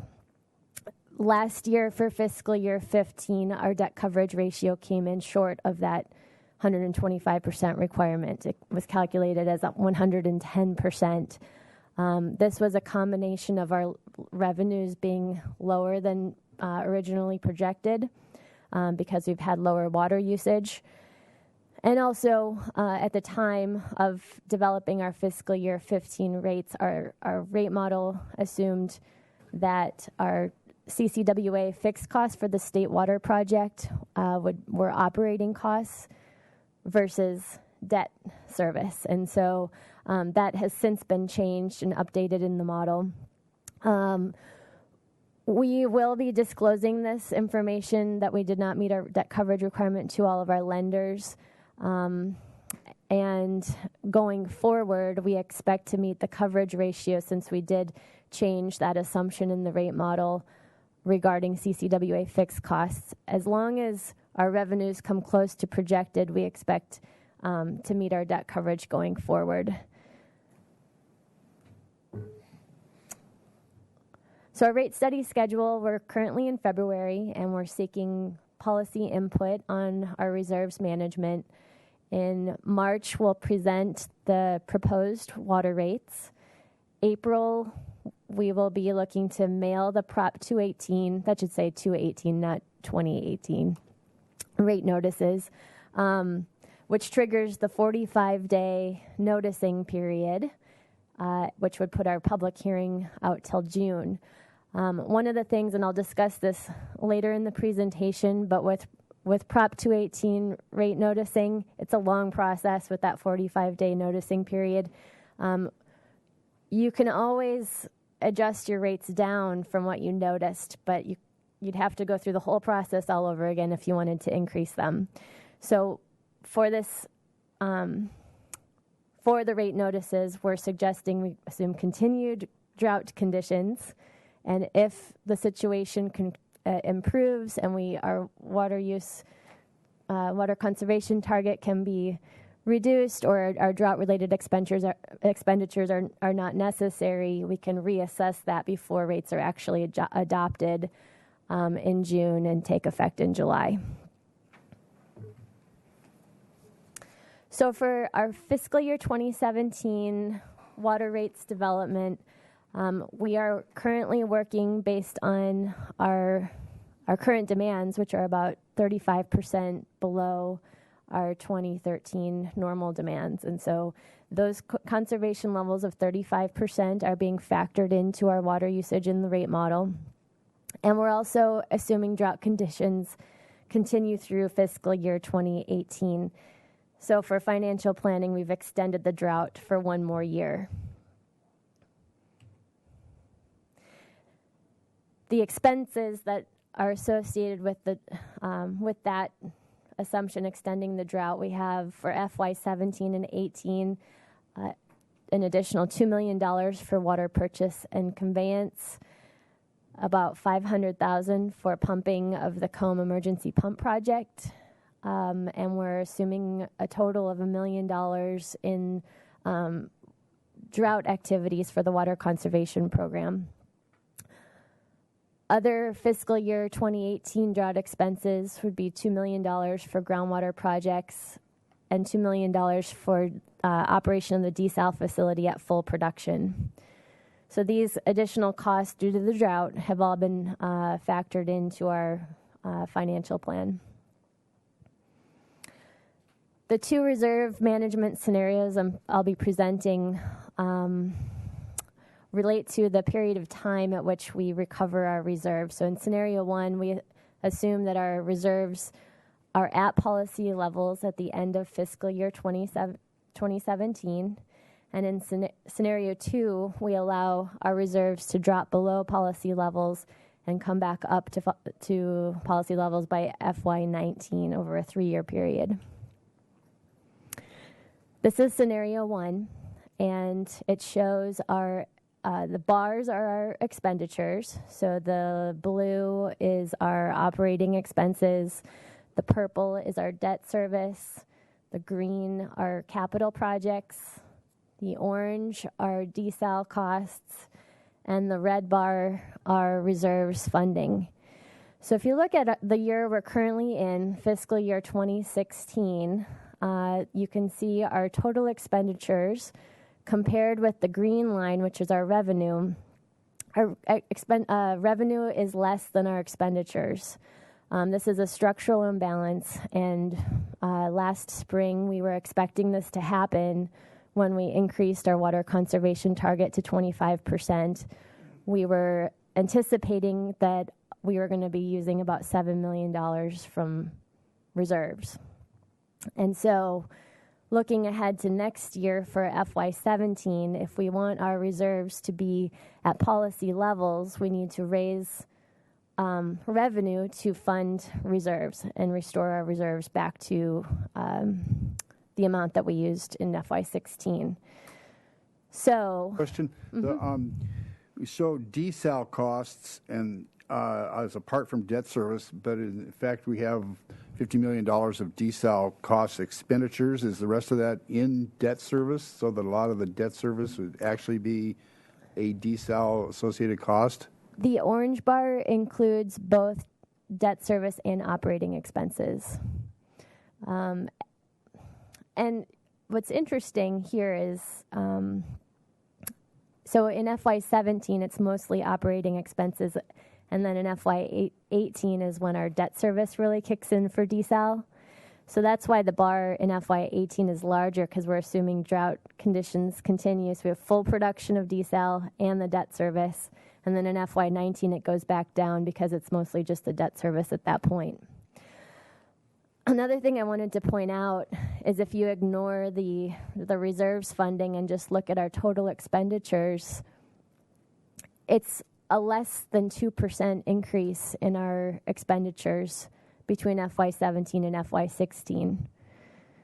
So the increase in revenue requirements is primarily driven by the structural imbalance that we have with our revenues. Because our revenues are lower than our expenditures this year, we're basically having to catch up. We want to correct that imbalance and have our revenues equal our expenditures, but then also restore our reserves under this scenario.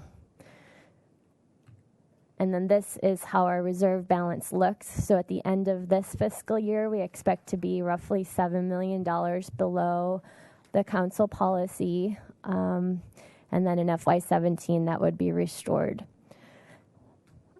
I did want to touch also on something that was mentioned earlier in the wastewater presentation. Our reserve requirements have increased because our expenditures have increased with the drought. And I looked back at our original rate study from 2013 before the drought, and under normal circumstances, our reserve requirements would be $12.5 million in FY17. But because of all the additional expenditures we've had during the drought, our reserve requirements have gone up to $20 million. So that's pretty substantial. Scenario 2 would be the scenario in which we allow our reserves to drop below council policy and recover them over time. And in this scenario, we're looking at a 16% increase in revenue requirements in FY17 and then again in FY18. And this is how our reserve balance would look. So we hover right around half, right around 50% of what the policy requirements would be.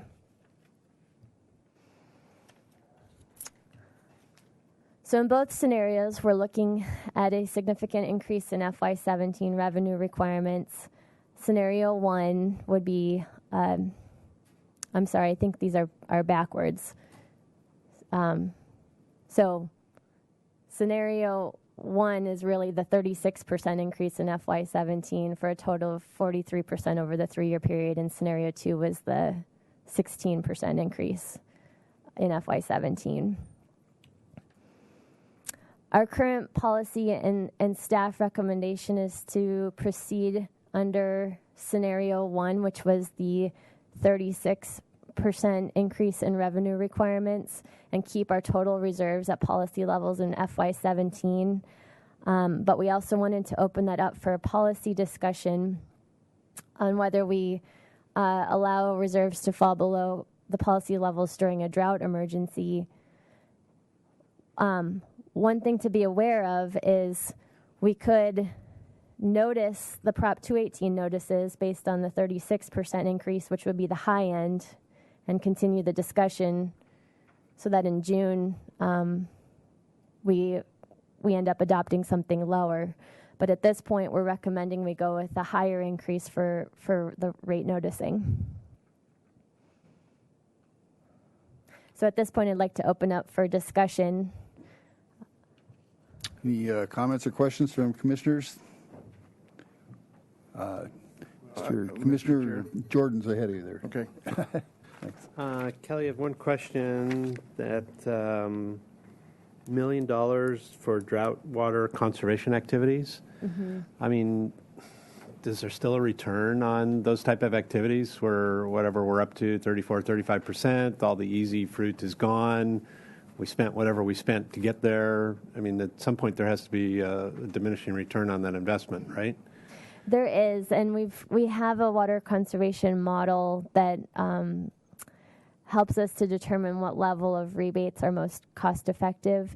This is total program cost, which includes enforcement of our drought regulations and also all this additional staffing for the water conservation program, given the increased activity. But the amount of rebates that are offered are certainly factored into our water conservation model to determine what level of rebates are cost effective. Okay. I guess at some point, $1 spent next year is not going to get the return that $1 spent 2 years ago, I guess is my point, of some part of that million, right? So, and that $1 million would, that's just during drought, and then we have our normal conservation costs. So in non-drought conditions, we don't expect to have that $1 million that are spent every year. but I realize there's a lot of stuff that goes into that million, but that $1 million expense also leads to a percentage of the reserves increase too, right? Right. So I don't know. And then on the charts that you showed for scenario 1 and 2, when you get out to fiscal year, I guess 19, is that presuming no drought conditions then? Yes, and our expenditures go down because we're assuming the drought condition will be over. So that's why there's a reduction in desal expenses, right? Exactly, and there's also a reduction in, I think what happens with the capital is we had groundwater projects that we would implement or accelerate because of the drought in 2018, and so that there's also a reduction in capital. Okay. And is that year part of the discussion that goes into this particular water rate scenario? We adopt water rates 1 year at a time. Some Okay. agencies will adopt a 5-year plan and only go through adoption every 5 years or every 3 years. And we reassess our water rates every year and adopt new water rates Okay. every year. So while it's important to have the longer term view of what happens in FY19, we're only adopting rates for FY17 this year. Right, but the rate you're talking about then is predicating, in scenario 2 at least, is getting back some of that money in a year that not a rate talked about year yet, right? For reserves, Right. right? Okay. And the assumption that that today isn't the baseline forever, it's going to get better, right? Right. It's like whack-a-mole, isn't it? Yeah. Again, then the only comment I have is I agree with the direction you're going, but I would also agree to keep the discussion going and notice on the high end and keep the discussion going. I mean, I agree with what your recommendation is, with the caveat that that there still could be some discussion to be had on if it's scenario 2, scenario 1, or somewhere in between. Okay. Thank you, Mr. Chair. Mr. Davis. Yeah, again, as a newbie, my question was much bigger than that. It's just, is there an adopted, currently a policy on the use of reserves? And what previous discussion have you had dealing with reserves during a historic drought type situation? Commissioner Davis, we did have this discussion last year. At the time, we decided to move forward with keeping reserves at policy levels. Subsequent to that, we had a discussion about increasing our conservation target. And as a result of that, our revenues reduced and we were not able to meet our reserve requirements. So at the time that rates were being noticed, we were looking to keep reserves at policy levels. Last year, so something else that I'm going to back up a couple steps here, because last year when we were requesting authorization for the desal plant, we had to put out our rate notices before we knew the actual cost of desal. So we had somewhat high projections for debt service and the total cost of desal for rate noticing purposes. We didn't want to adopt something that wasn't going to cover our debt service. Later in the spring, once we had the actual cost of desal, we found that it was lower than what we originally estimated. So we were asked the question, can we lower our water rates? And we reassessed the model. At the same time, we were being asked, what if we go to a 25% conservation target? We found that we could not lower rates because of the additional conservation, and in fact, we weren't going to meet our reserve requirements because of that. So the initial policy input was to keep reserves at policy levels, but then once we moved to a different conservation target, we were no longer able to do that without raising rates again. So I understand the dynamic that is you get the conservation, your revenue goes down, and you're not being able to meet your reserve policy. What happens then when you normalize and in fact, things go back the other way? We will be looking if in the long term, if whatever our new normal ends up being, we will be assessing water rates based on the new normal, and if there's a possibility we can lower rates. We don't want to see our reserves, piling up. And the question, my original question was in the use of reserves. In many funds, the use of reserves is during the extraordinary times. You can dip into reserves, and so you're going into the reserves so you're not meeting your target, but only during that period of time that you're in these extreme circumstances. Here, we're normalizing them to the extreme circumstances. Mm-hmm. So now what happens is you go forward and you get back to a regular situation. Mm-hmm. And again, no one ever sees water rates go down, so it just is a fact of perception. I think as a follow-up to the last drought, what they ended up doing was it was pretty much a freeze on water rates for roughly 5 years, because as people started increasing, it kind of matched the other revenue. Basically, it fed the revenue they needed to keep the capital. Yeah, which comes back to the 1 year versus a 5 year type of assessment. Because again, if you're looking at it on a 5 year basis, then you'd obviously be looking at, here's our reserves and projecting out. Same thing we do with our supply. But when you're looking at rates on a 1 year basis, then you're always trying to normalize, and you never get to that use in between.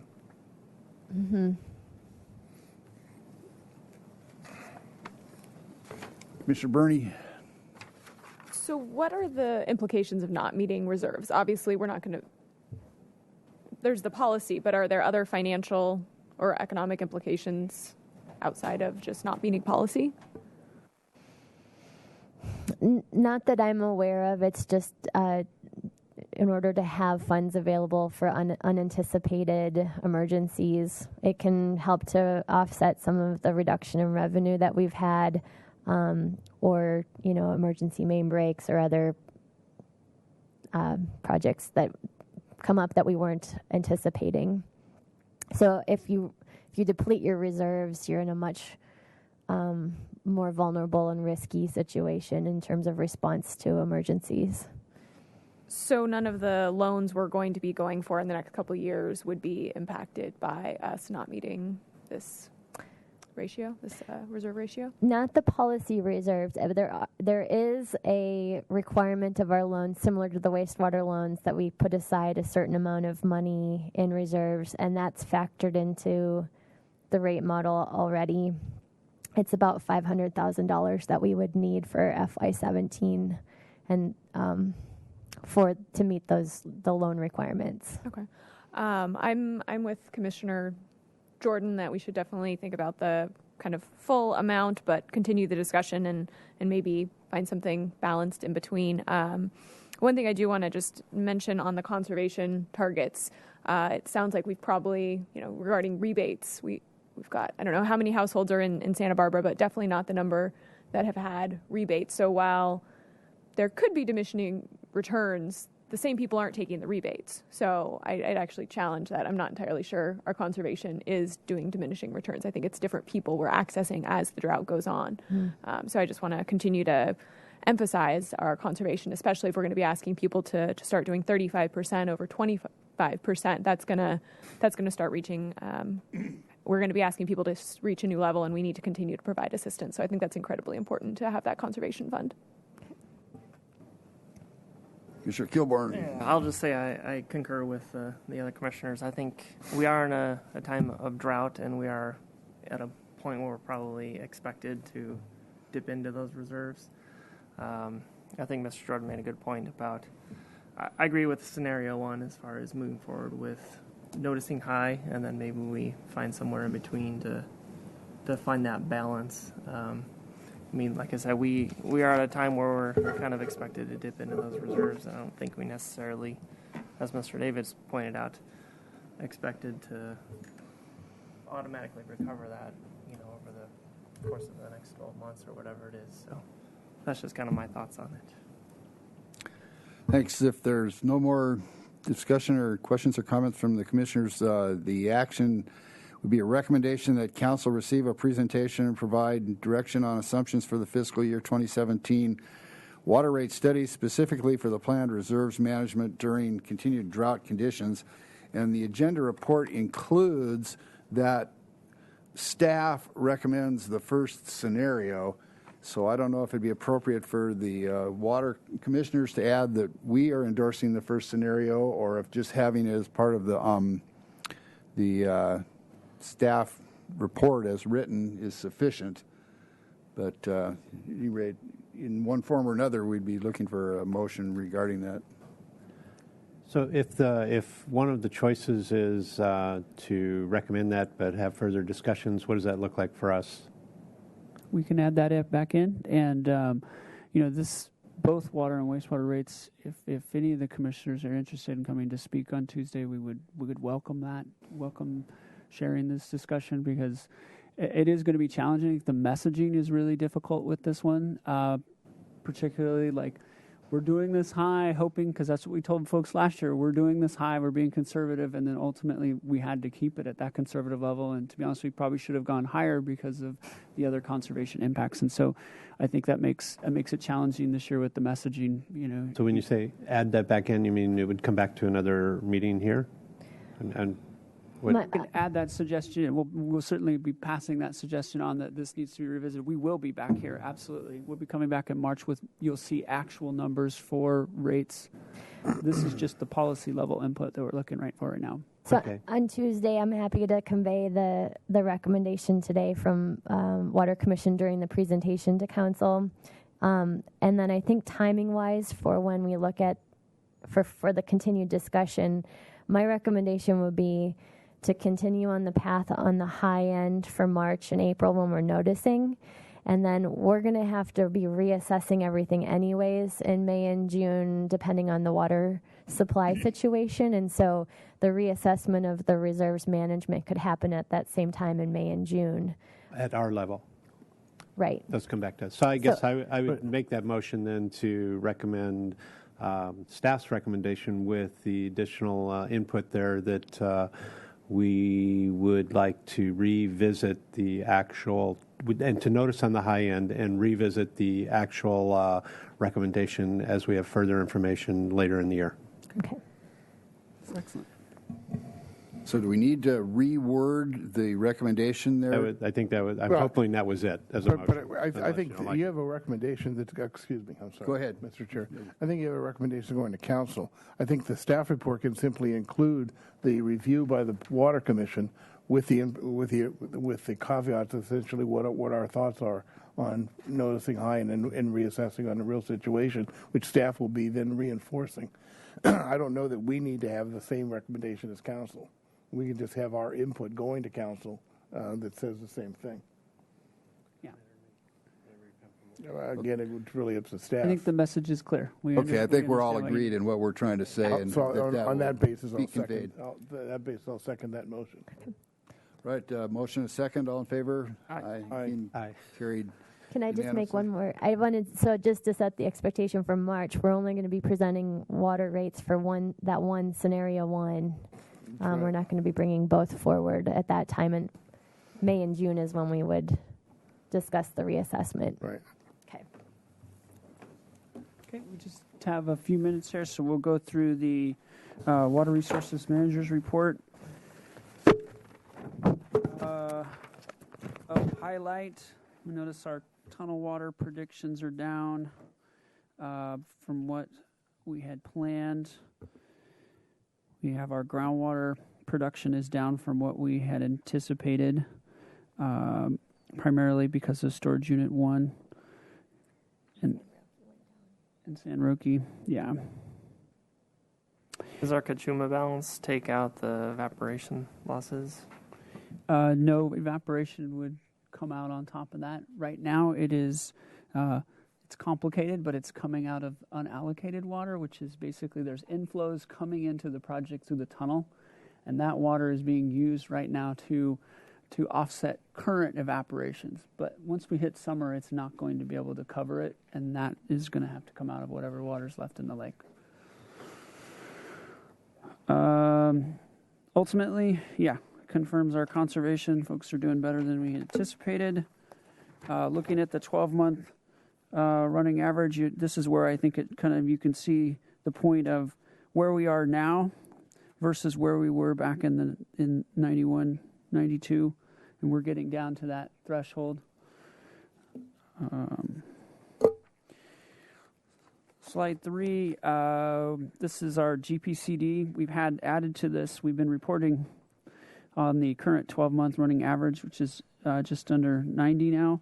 But we added to this report the residential gallons per capita per day, which is what we have to actually report to the state. And that's what drives our conservation target, which is currently at 12%. That's what the state mandates. And that's why our conservation target is so low. It's because our residential GPCD is so well. Good. Looking at the Gibraltar rainfall, I think this was kind of helpful, at least for me, to kind of, for the month of February, there's nothing else on the forecast of any significance to the end of the month. And so looking out to March, on average, down at the bottom, you'll see our average, 50-year average for March is about 5 inches. I think we can all hope for that, but that certainly wouldn't be a game changer for us to get 5 inches.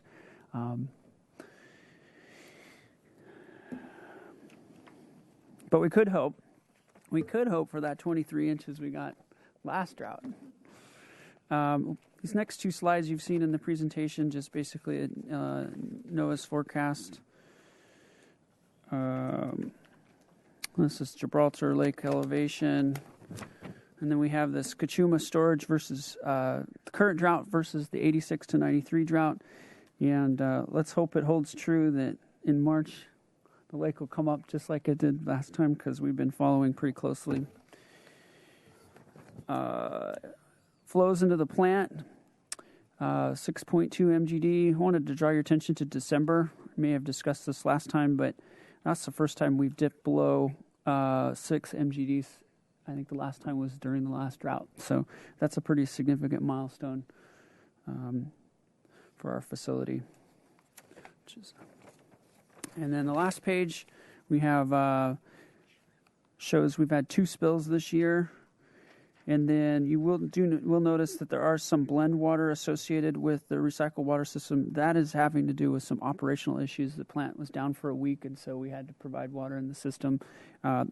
It is not our current direction or policy to do any blending once the facility is operating. We are bumping up against our threshold for TDS in the system, but our current approach is going to be go ahead and violate that.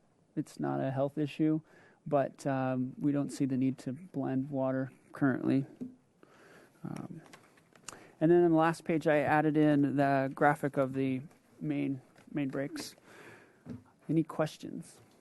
Any questions from commissioners regarding this? Commissioner Burney.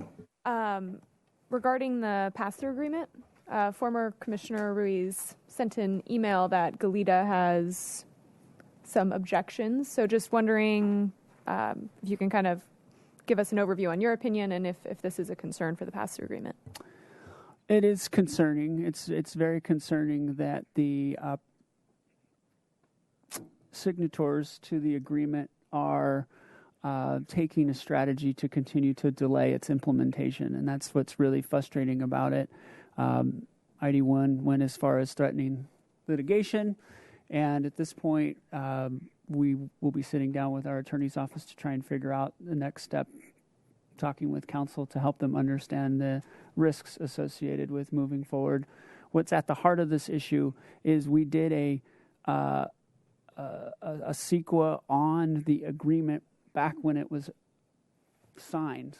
Okay, what we're doing right now is simply implementing a Warren Act. It's a accounting method, and they're saying that accounting method needs to have its own CEQA process, and that we can't rely on the CEQA process that was done before. And so much has changed, and we agree things have changed, but this Warren Act is not changing anything from the agreement. It's not changing anything in the lake. The same water is in the lake. It is simply accounting for an agreement that they agreed to. And so that, at the heart of it, is the frustration with this, and has been their tactic since 2008 when we've wanted to enter into pass-through, has been, oh, well, what about this and what about this? So I feel like even if we went through and jumped and did everything that they have requested so far, they would come up with something else. I don't feel that they're I feel that we're kind of stuck in this back and forth issue here, and their goal is to just keep it from being implemented. We have gone through extensive modeling to show that the implementation has very insignificant impacts on the overall lake. It's significant to us. It means about 1,000 acre-feet a year of additional supply that we have lost from Gibraltar, basically just restoring, not making us whole, but getting us some way back to what we have lost.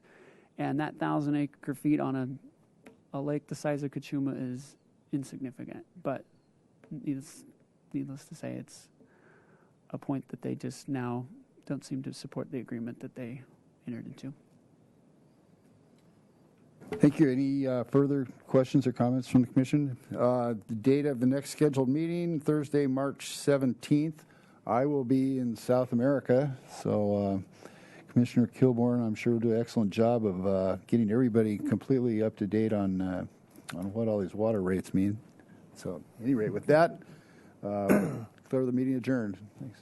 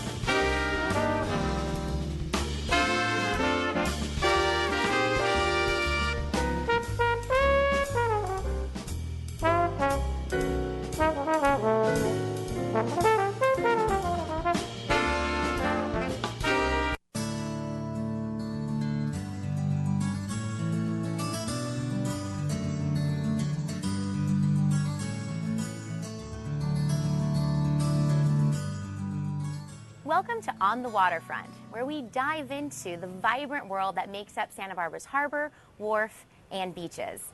I'm Dominique Samario with the City of Santa Barbara, and we're here on the Waterfront Center patio alongside our marinas in Santa Barbara Harbor. And to talk about this iconic place, I have with me our Harbor Operations Manager, Mr. Mick Kronman. Thank you so much for joining me, Mick. Pleasure to be here, Dominique. So, you know, I said this is an iconic spot, and I really mean that because I think when people see photos of Santa Barbara and throughout the history, really the harbor and the waterfront is included. Give me a little bit of the background. Well, you know, it's one of the entrees to Santa Barbara, the harbor and the wharf and what have you, and it dates all the way back, the harbor, to 1930 and before really, but it's pegged to 1930 when the breakwater was constructed. And it's been, the marinas were built in the 1960s, and it's been a vibrant place that just keeps building upon itself year after year, and it is iconic. It's been the home to a 100-year-old commercial fishing fleet. Really? And we have 1,139 slips and spread over 4 marinas and dozens of tenants and dozens of activities, and it's just one of the go-to places in our city. I mean, you're good because you just touched on, really everything that is this harbor and what we have to offer. I want to get into really what makes this where we are. And so you talked about the breakwater. And, we have some historic photos of the City of Santa Barbara Waterfront Department. And this breakwater with the, kind of entrance gate, if you will, the pillars there, this is that breakwater. When they walk out now, they're walking on what was built decades ago, right? Absolutely. Rock quarried from Santa Cruz Island. It was built originally in the 1930s. The parapet wall has been added. The sidewalks have been added. A lot of things have been added incrementally. But yeah, it dates to right around 1930 as an established harbor with a breakwater, a protective breakwater.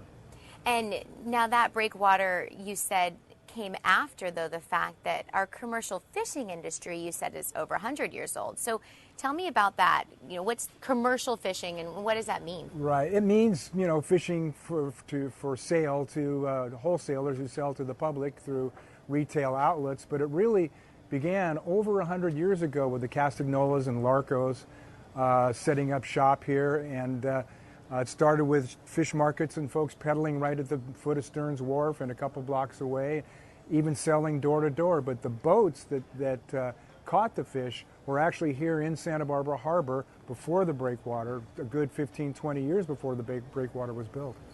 And so now today, we're still an active, thriving, working harbor. When somebody says we're a working harbor, what does that mean? What should that mean to somebody listening? Well, it's interesting. There's a policy aspect to it in the local coastal program, Santa Barbara Harbor, which is, of course, a state document, function of a state document. Santa Barbara Harbor is described as a harbor in which priority ocean-dependent uses are commercial fishing and recreational boating. But when most people think of it as a working harbor, they typically think of our working commercial fishing fleet. I mean, right here we have a city pier with 4 fish hoists on it. The people can come down in the afternoon and watch people unloading. And we have a 10-ton ice machine on the end of the pier. What types of fisheries, then, are going on around here? Commercial lobster season, that's big in this town. Sea bass, yellowtail, swordfish. Urchins is huge. We're one of the biggest producers in the state, I believe the biggest, in sea urchins, from which they extract the uni that is so popular and we see in sushi restaurants. So there are a variety of fisheries worth about, $10 million a year to the fishermen, and extrapolated economic benefits are $25 to $40 million a year. It's incredible. So it's important to kind of our history and who we are, and also that state, that coastal code and such. But it also is a really a good thing for our economy as well. Very good thing for our economy, and it's great for people who visit Santa Barbara, and they can walk out on the city pier and they can see the variety of fish and shellfish being unloaded. It's a huge attraction for folks, and the fishermen like to interact with people, and it's great all the way around.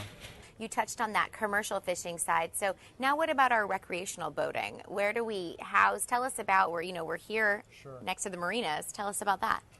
Well, Santa Barbara Harbor has 4 marinas altogether. Marina 1 is by far the largest. It has almost half of our 1,139 slips. And then there are marinas 2, 3, and 4 moving from west to east. And they were all built in the mid-1960s or so, and they've all been renovated since then. And right now we're in the 6th of 8 phases of totally rebuilding Marina 1. Just 3 more years to go, including this fall. And we'll have totally rebuilt the biggest marina in the harbor. And what are the needs? Why do we need to rebuild Marina 1? I mean, all of them, like you mentioned, but particularly Marina 1 being our largest. It was showing signs of wear. We're in an environment that eats boats and pilings and wharves, and it was the cement headwalk needed rebuilding, every part of the marina rebuilding. It was just time. It was either now or sometimes down the road, and we'd spent so many years patching it, if you will, keeping it alive. The time just came to take the capital plunge, if you will, and rebuild the whole marina. And of those 1,139 boats, I take it our slips are full, correct? We are. That's one of the unique things about our harbor compared to others is that demand far exceeds supply. Most other harbors are trying to fill. In Santa Barbara Harbor, we have a whole complex mechanism of waiting lists and lotteries and what have you when slips become available. So that's a whole tricky ball of wax in itself. Well, and with that being full, what kind of boats are out there? When somebody comes and walks around, because that's what I love. I don't own a boat, but I work here at the harbor, and I'm walking around, and what am I going to see? That's one of the coolest things about the harbor. We have fishing boats, power boats, sailboats, liveaboards, non-liveaboards, human-powered craft, and we don't have setbacks like they have in a residential community. So we're all cheek to jowl down here in one tight-knit boating community, bound primarily by people's love of the water and the sea. And so it's a wonderful, wonderful mix of all kinds of folks and all kinds of craft. So last thing, and then we have to wrap up. You have so much knowledge. I just want to keep asking questions, but we're going to wrap up. But I know something that's very important to us at the Waterfront Department is our Clean Marina program. Sure. Can you tell me what that means? Sure. Our Clean Marina program, we actually started in 2002.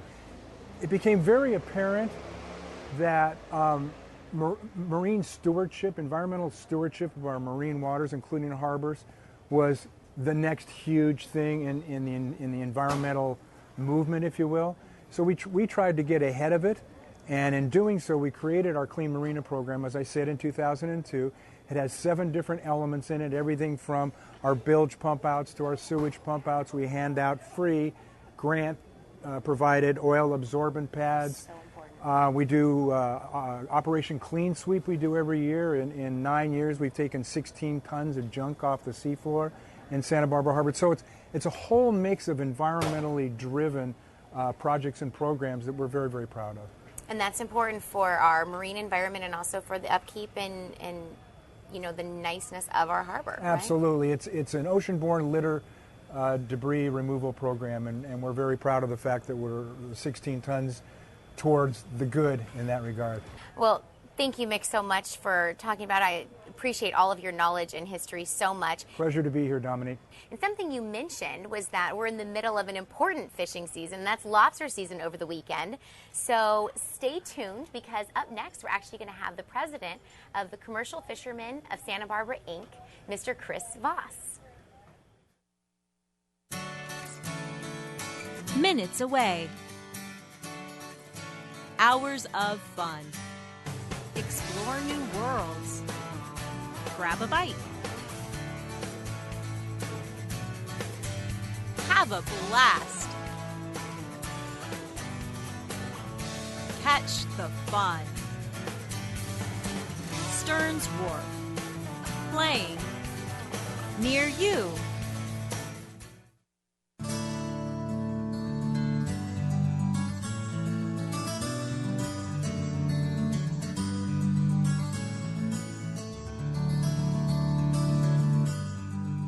Welcome back to On the Waterfront.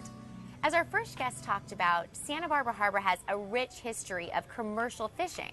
So to talk about this more in depth, I have the president of Commercial Fishermen of Santa Barbara, Mr. Chris Voss. Thank you so much for joining me, Chris. It's great to be here. Thanks, so, Dominique. Tell me a little bit, first of all, so we can get to know you, about your history as a commercial fisherman. Well, I was born here in Santa Barbara, and I grew up fishing from a very young age. One of my claims to fame is having participated in a wide variety of different commercial fisheries here in Santa Barbara and also in Alaska.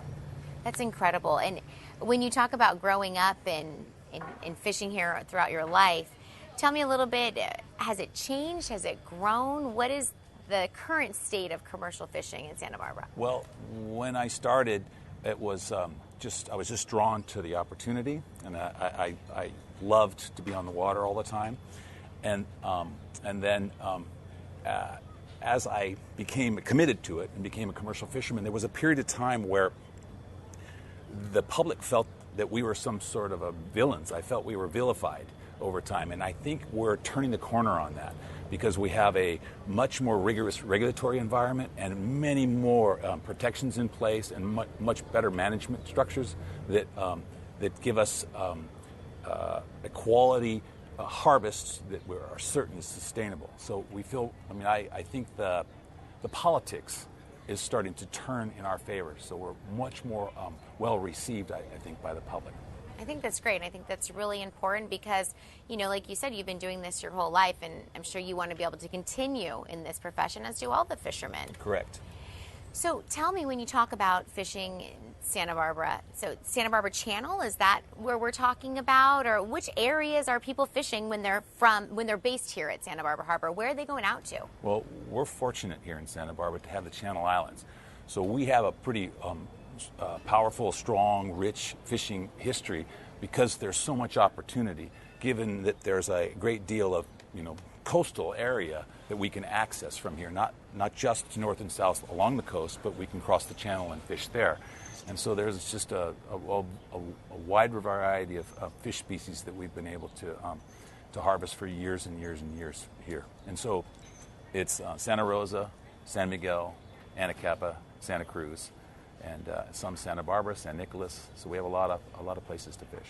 For somebody watching, what are the kind of biggest catches? What are people going out and fishing here? Well, Santa Barbara, there's a strong lobster fishery. Rock crabs is a great fishery here in Santa Barbara. The urchin fishery is really strong. See, I hear that's very popular, right? Yeah, initially it was all export to Japan, and then it's grown into a very strong domestic market. I think over like 60-70% of the urchins that come in now here to Santa Barbara are sold domestically, which is a great thing because we are trying to promote fish from the dock to the community, whereas in the past, a lot of the fish that is landed here isn't necessarily consumed in Santa Barbara. Got it. And so you feel like those numbers are kind of rising, that some are staying local. Right, exactly. And there's been a lot of local effort to bring that about. There's been people from the university that have come out of different programs there and tried to address that challenge and move fish from our dock into the Santa Barbara community. There's now a plow to porch has a fish component. Really? Yeah.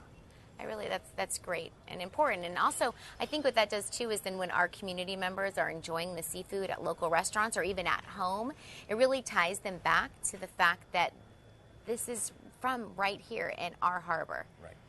So tell me a little bit more about what's the experience like fishing in Santa Barbara Harbor? What sort of facilities are provided to you? Is it an easy process? I'm sure fishing is never easy, so I don't even want to put that word with it. But, do they try to be accommodating? Because we really take pride in the fact that we have a working harbor here. So Exactly. And the history here is we've had a very proactive fishing community that's been able to work with the city to secure certain facilities. Like these hoists are public hoists, and this is a rarity on the West Coast. Really? So we're fortunate to have this pier with these hoists on it. And we have an ice machine on the end. And then we benefit as commercial fishermen from beneficial rates on certain things. So the city has made an effort to make it a good place for fishermen to thrive. And so when fishermen are coming in, you're trying to come in, you bring your catch in, and you're trying to get back out, right? Well, it's all weather dependent. So that's a good point. Yeah, so we all function around the weather, and yeah, that pier can get very busy when the weather's good. And in the recent past, because of the more serious regulatory environment, we've got pretty large volumes of fish that come in at different times. Got it. Yeah, we have the sea urchin fishery is pretty strong. 100,000 pounds can come over that pier in an evening still, yeah. Well, one of the major fisheries here, as you mentioned, and over the winter season is lobster. And so we actually have some footage and a great piece on our City of Santa Barbara's Harbor and Seafood Festival, which was timed with the launch of lobster season and is really a great place for the community to come out and enjoy a lot of the seafood that our harbor has to offer. So thank you again for being here. And now we'll leave our viewers with a little taste of Santa Barbara's Harbor and Seafood Festival.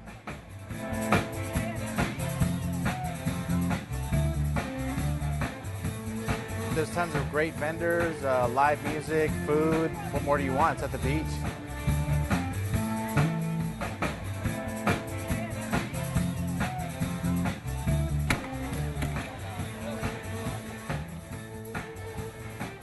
tastes good.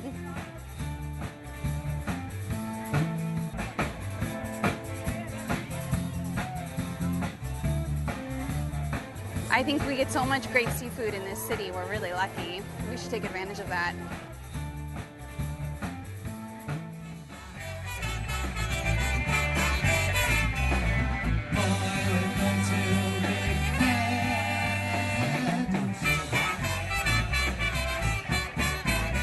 Trumpet.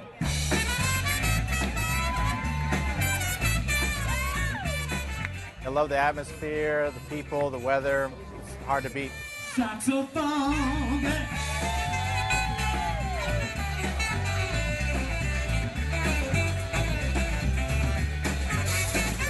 Trying to make a place where people can have some music, a little fish taco, a little wine, and a little ambiance.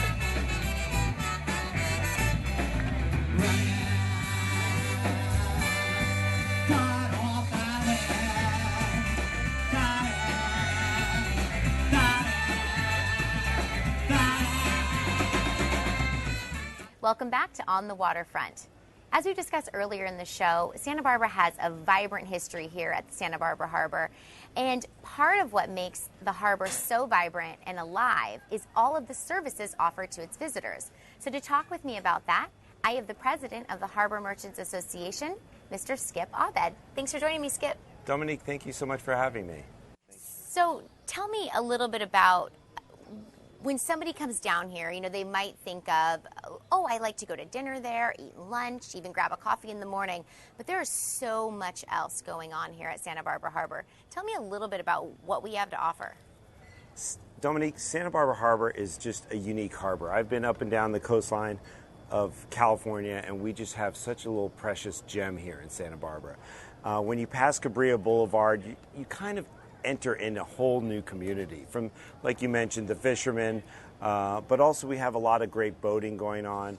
The Wet Wednesdays, the Yacht Club performs some races every Wednesday during daylight savings that you can come out in the afternoons and watch the boats out there racing just right off the breakwater. There are amazing restaurants down here in the harbor, great bars with live music, also seafood, of course, and then you could just get your fun burgers and fries and just kind of relax down here as well. Santa Barbara Harbor has also just a whole bunch of boating fun. You can go hop on a private sailboat and go sailing, rent a boat and go out and do it yourself if you have the skills, and or do some whale watching. Santa Barbara and our whole channel has very fortunate to have whale watching year-round here. And what, over the winter season, though, that's a great time to do some whale watching, right? Well, yes. The whales during the winter time, basically from February to mid-May, kind of just the tail end of winter, has the migration of the gray whales. And there are thousands of whales and heading along from the Baja all the way back up to the Bering Sea.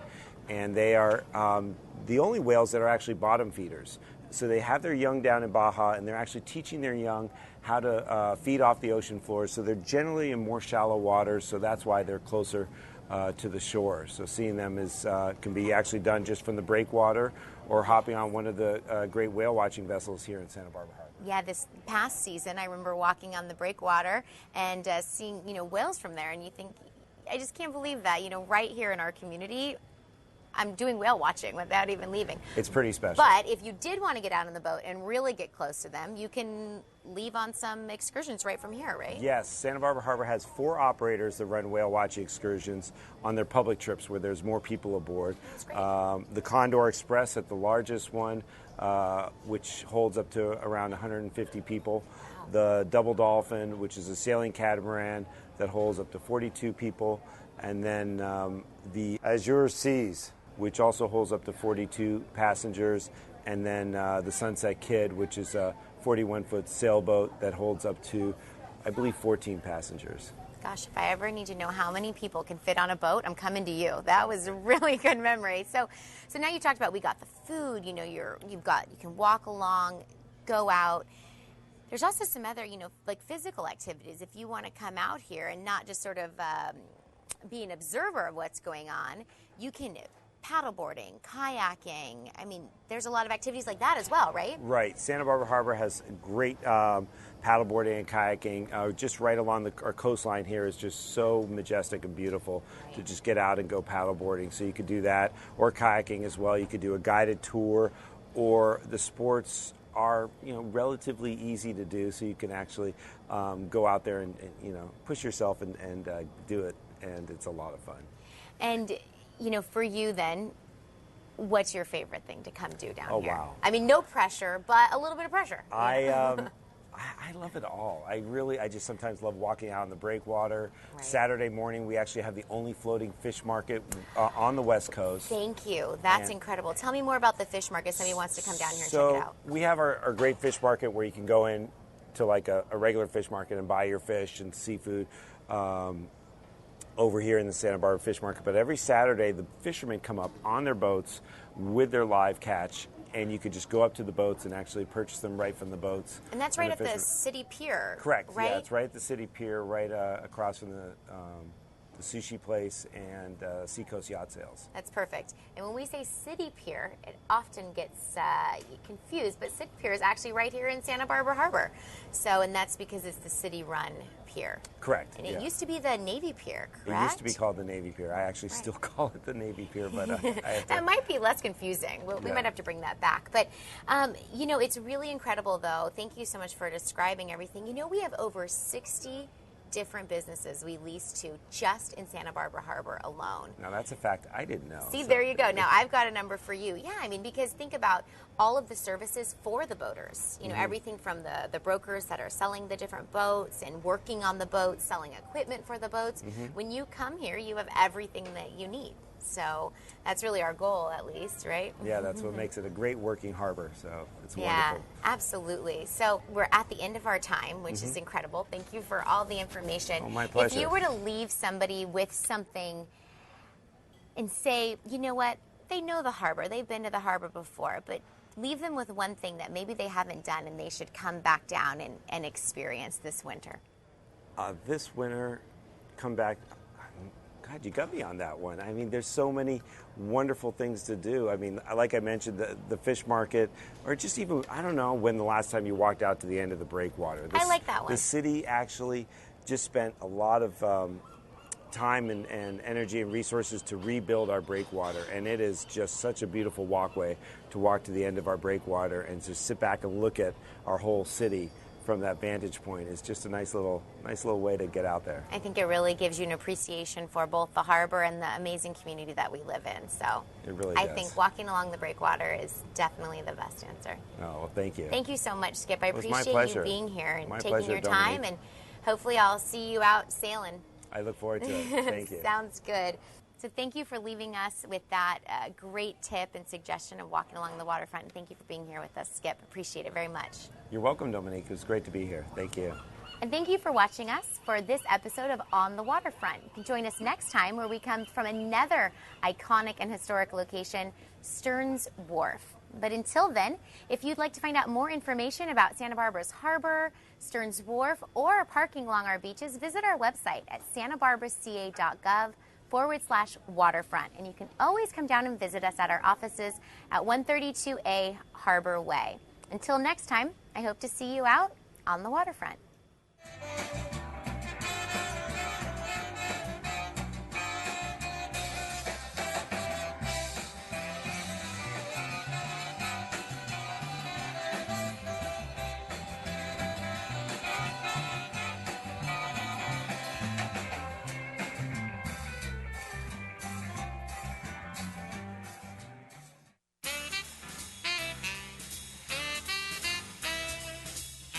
Minutes away.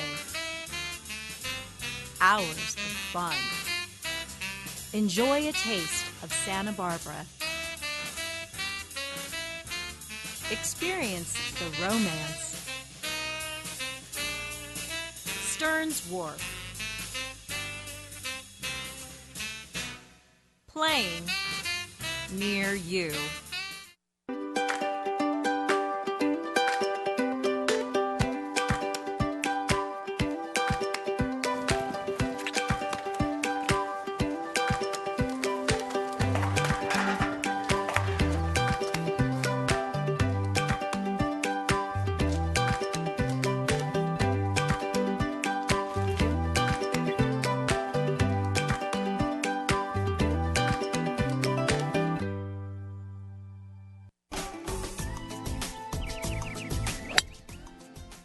drive one down the middle.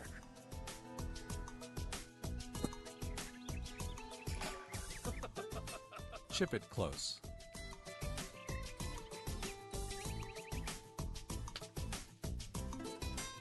Sink the putt.